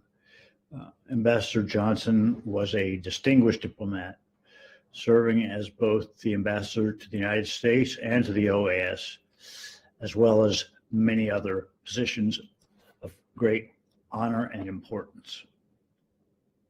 Ambassador Johnson's work advanced the strong ties between Jamaica and the United States and Jamaica and the OAS. His long career is a testament of his skill and contributions to the international community. He was a trailblazer who was of great character and intellectual acumen. He shared his knowledge as a Fulbright grantee and president of the Jamaica Fulbright Association. We salute Ambassador Johnson's impactful service and join many others in offering our sincere condolences to the Permanent Mission of Jamaica, to Foreign Minister Kamina Johnson-Smith, to Ambassador Johnson's entire family, and to his many friends. Thank you, Chair. Thank you very much. I now offer the floor to the Secretary General, who had indicated that he wishes to speak on this matter, even though his name is on the request list. That's just for explanation to everybody else. Secretary General, I invite you to speak, sir. Gracias, señor presidente. Thank you, Chair, for conceding me the floor once again. Today we are honoring Ambassador Johnson, who represented Jamaica here at the OAS, a man of many talents. He graduated from Kingston College and he held a master's in international trade from the University of California. He was engaged in politics. He served in Parliament as a senator. He also served in a number of cabinet posts in a wide array of fields. In diplomacy, he was ambassador not only to the OAS and the US, but he also served in the Scandinavian countries as concurrent ambassador there. He also supported and attended the 5th Summit of the Americas in Trinidad and Tobago on behalf of his country. He's also the author of 11 books and numerous academic publications. In 2008, he's continued to work extensively for a recovery fund in the case of disaster in Jamaica. His contributions have led him to receive the highest orders of merit from his home country. We express our solidarity and our condolences to the people and government of Jamaica. Thank you, Chair. Thank you very much, Secretary General. I see no further requests for the floor. Therefore, may I just add my own words as the interim chair of this meeting in tribute to Ambassador Johnson, who was a very fine diplomat, a remarkable man, respected throughout the Caribbean, and I know by people in the United States and the Organization of American States when he served as ambassador to both these places during his career. He was a distinguished man. We honor his life and his memory in this meeting, and I thank all of the member states for participating in honoring this great Caribbean person. Now, I think we've already dispensed with item 6 of the agenda, so we will move, if we may, to item 7, which is any other business, and I'll invite any delegations which may have any important matters that they wish to put before the Permanent Council to request the floor now. I see I've got Ambassador Alejandro Ordonez, and so Ambassador, I give you the floor.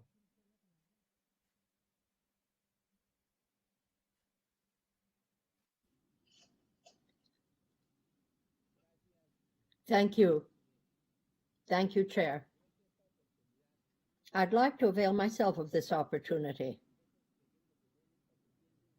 to refer to a number of events that have been happening in Colombia and actions that are being taken to try to promote and protect the rights of all citizens, including the right to pacific protest, but also fundamental freedoms, the right to life, to security, to work, to free circulation, and to health care. The last certainly not unimportant in this era of the pandemic. Between the 28th of April and the 10th of May in Colombia, we have had 2,682 different meetings, peaceful, with security lent by the state. It's important to be clear here. Nonetheless, one thing is a peaceful solution, and another is vandalism, because there's the rub.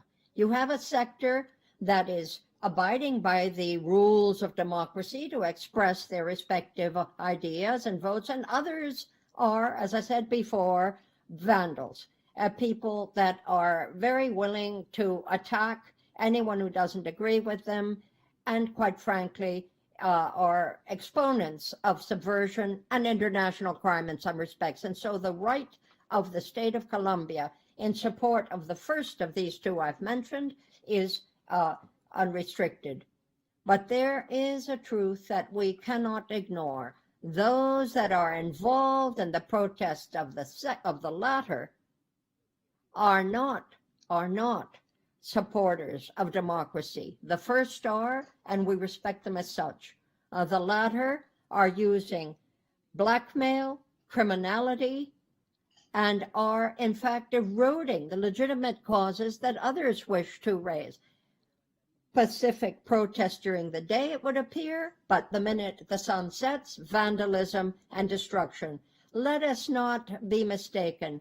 There is a nihilism that's being unleashed against authority, against our freedoms, our property, our national, historic, and religious sites that has nothing whatsoever to do with just and peaceful protest. There is a patent effort to erode the power of the state and to turn everything into ashes. History repeats itself, alas. A tax reform that was presented with the intent of facing problems that come from the pandemic has now been subverted, I use the verb deliberately, and become part of, quite frankly, organized criminal protest.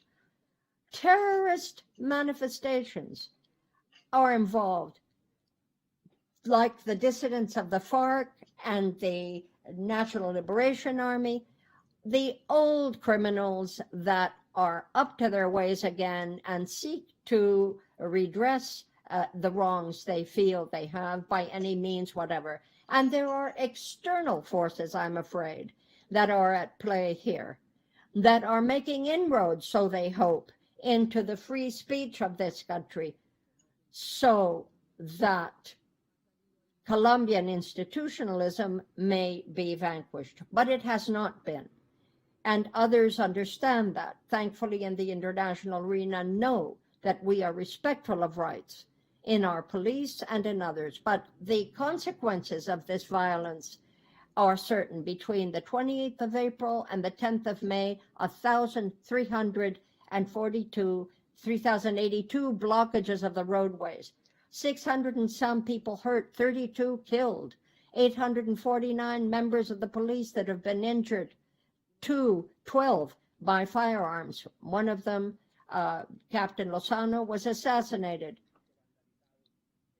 Innumerable places of work that have been burned, that have been vandalized, 300 and some attacks on trades, stores, 142 transportation systems that have been attacked, and innumerable cultural sites, 12 religious sites, 98 police stations, 367 people captured, 61 foreigners that have been attacked here in these protests, 30 of whom have been expelled from the country, many of these with firearms. These are dramatic events. Even an ambulance was attacked. And there was a woman in labor inside to make matters worse. And the people who were lending medical assistance were powerless to do anything about it. This is making it all the more grievous. So there is clearly the need to take immediate attention here, and hear me out. They were even prepared, and they declared, these people, that they were prepared to set people on fire. This is why our police very legitimately intervened with the backing of our armed forces. Quite so, because the state has an obligation. We do not wish to tolerate violence, and we shall not do so. We will not allow the state to be overrun and paralyzed by this vandalism, this lunacy, very often paid for by illegal structures. Much is being said about multilateral institutionalism, the excessive use of force, but how about the legitimate use of force? There is absolutely the need to understand that right without strength leads to anarchy. The armed forces have a role to play to protect the rights of all citizens. We're not here to presume that we are blind to certain violations of rights. The government has been clear from the start. Everyone who has participated in the events I've described shall be investigated in proper judicial conditions, including the attack against Ordóñez in September of last year. 65 members of the armed forces are being investigated for presumed homicide. But these are dark days. And let me say, there are many who are not helping and that are active on all kinds of social media, saying whatever comes through their mind, with very little bearing in reality. This is very, very poor service to the virtues that they presume to uphold.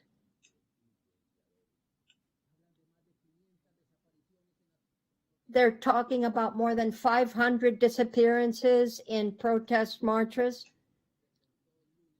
But last Monday, public defenders said that there was not a single accusation of misuse of force. 227 persons are involved here. But let's remember that human rights belong to all sectors of society.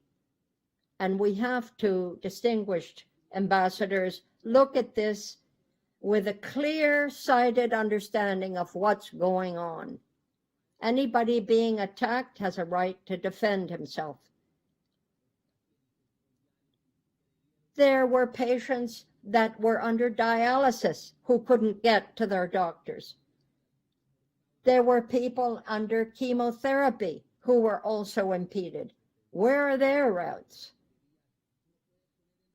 Anybody who sets up roadblocks has no right to put in danger people's lives. The authorities have an absolute right and obligation to remove those roadblocks. What about that baby that was being born and was stillborn as a result of the lack of timely intervention? There has to be a defense of rights. And Chair, I apologize for this impassioned intervention, but I close by saying the following. Let's be very clear what the rights of our citizens entail, and the rights of the police and the soldiers who work so hard to uphold those rights. That has to be the norm, and we cannot, in failing to do our duty, legitimize the MO of these vandals. Intentando enterrar y quemar vivos a otros seres. Ambassador, thank you very much. El gobierno colombiano quiere informar a este Consejo Permanente que desde el 7 de mayo se está. We want to tell the Permanent Council that from May 7th, there are discussions among and between the social groups, and these will continue. Thank you very much, Chair. Thank you very much, Ambassador. I give the floor now to the representative of El Salvador. Gracias, señor presidente. Como ha sido Thank you very much, Chair. As we have told the Secretary, the General Secretariat and Observer Missions, Ms. Alexandra Tinoco has designated Agustin Vasquez Gomez as Extraordinary and Plenipotentiary Ambassador on a special mission to the OAS. And we would like to introduce him, Chair, so that he can share information that we believe is of interest to the Permanent Council.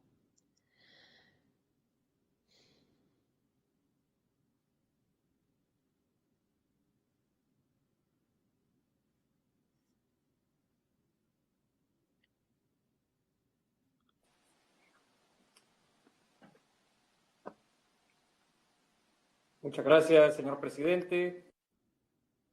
Thank you very much, Mr. Chair. Thank you very much for giving me the floor. I greet the Secretary General, the Assistant Secretary General, distinguished members of the Council, and everyone. I take the floor very briefly to inform the Permanent Council of the position of my country with regard to the events that have arisen in El Salvador within the context of the decisions taken by the Legislative Assembly last May 1st. The government of El Salvador reaffirms that democratic and constitutional order in the Republic is restored. We understand the importance of respect amongst the various organs of state as set forth in the Constitution of the Republic, the laws and present order, as well as jurisprudence that flows from the Supreme Court of Justice. The decisions adopted by the Legislative Assembly of my country in its plenary session last 1st of May and the 21st of last month falls squarely within the constitutional purview of that body, and as such, the executive is bound to respect the decision. The government of El Salvador respects the authorities of the judiciary and the executive, and we reiterate our strong commitment to working with each of these in the assurance that each of these commitments, each of these branches, speaks to the overall strength of the state and is a testament to the goodwill of the Salvadoran people. The government of El Salvador will continue to do everything it can to respect the right to life in this country and to assist communities so that we become a more prosperous, a more stable, and a safer country where fundamental freedoms and human rights are the norm. In that regard, for El Salvador, it's vitally important that all of these organs of the state pull in the same direction towards progress and national development to the benefit of each citizen of this country, particularly given the tremendous challenges that we all face.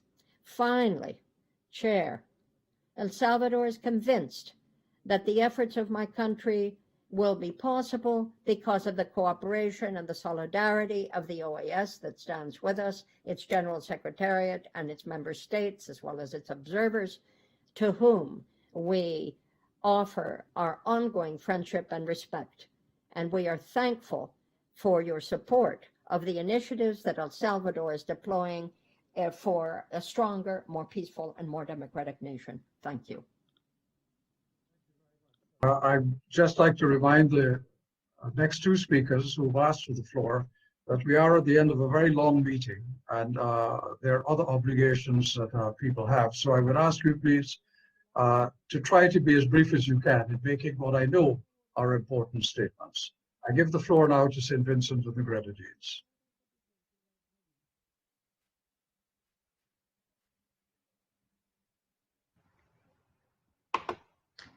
Thank you, Chair. Chair, the permanent mission of St. Vincent and the Grenadines regrets to inform that legal luminary and elder statesman Parnell Randolph Campbell, Queen's Counsel, CVO, passed away on April 19, 2021. The permanent mission has the honor to inform that Mr. Campbell had a long and distinguished record of service to St. Vincent and the Grenadines. He was a member of Parliament from 1987 to 1998. During that period, he served as Attorney General from 1987 to 1995 and held ministerial and other notable positions such as Deputy Prime Minister, Deputy Speaker of the House, and Minister of Justice, Information and Culture. Mr. Campbell was also a long-standing chairman of the New Democratic Party and served as chairman of the Constitutional Review Commission, which was charged with the responsibility of preparing the revised Constitution of St. Vincent and the Grenadines, and which was presented to Vincentians in a national referendum in 2009. Mr. Campbell's body will lie in state tomorrow, Thursday, May 13th, at the House of Assembly, and will be laid to rest following his state funeral. The permanent mission will be honored to receive messages of condolence at mail@embsvg.com until close of business tomorrow. Chair, I thank you for your indulgence. Thank you very much, distinguished Ambassador of St. Vincent. Parnell Campbell was indeed a very distinguished West Indian. I had the great honor of working with him myself for over a decade. He's a man that we will miss. His contribution, particularly to the Organization of Eastern Caribbean States, in its formulation was exemplary. And I'm sure I speak on behalf of this entire Permanent Council by asking the distinguished Ambassador of St. Vincent to the Grenadines to convey to the family of Parnell Campbell our sincerest sympathy and condolences. And now I give the floor to the representative of Nicaragua, Ambassador Luis Alvarado.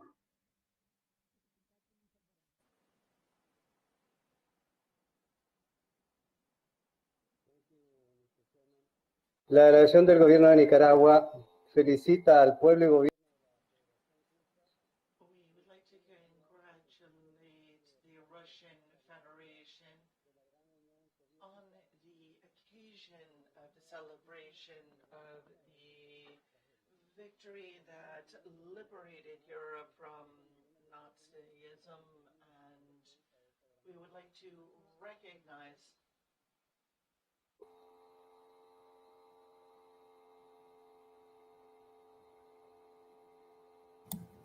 ¿Se me escucha? Sí, se le escucha, pero presidente. Sí, creo que perdió contacto. Ahí está solicitando de nuevo.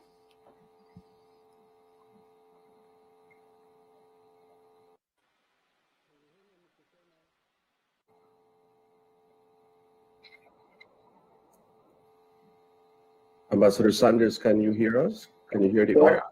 I cannot, no. I cannot hear the ambassador. Embajador Alvarado, ¿puede decir algo, por favor?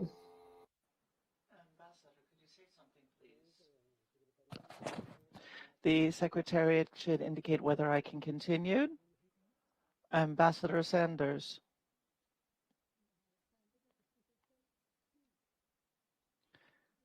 Continue. Ok. Embajador Alvarado, no, embajador Alvarado, creo que el problema es que no lo escucha usted. Very well. The delegation, the National Reconciliation Government, expresses its concern about the increasing violence in Palestine and Israel, and a call for sovereignty and peace among people, and state on behalf of the people of Nicaragua the need to avoid further suffering and to rely on the United Nations to solve this long-standing conflict. We send our solidarity and condolences to the victims of this violence. My delegation would also like to join in the expressions of condolences for the loss of Dr. Parnell Campbell of St. Vincent and the Grenadines, and we send again our condolences to that delegation and to his family. Thank you. Thank you very much. I don't see any more requests for the floor. On that basis, I would end this meeting. Thank everybody for participating in it, and ask that the delegation of Paraguay please convey to our chair our regret that she's taken ill, and our best wishes and hope that she recovers speedily. I thank you all, and this meeting is now brought to an end. It is adjourned. Thank you.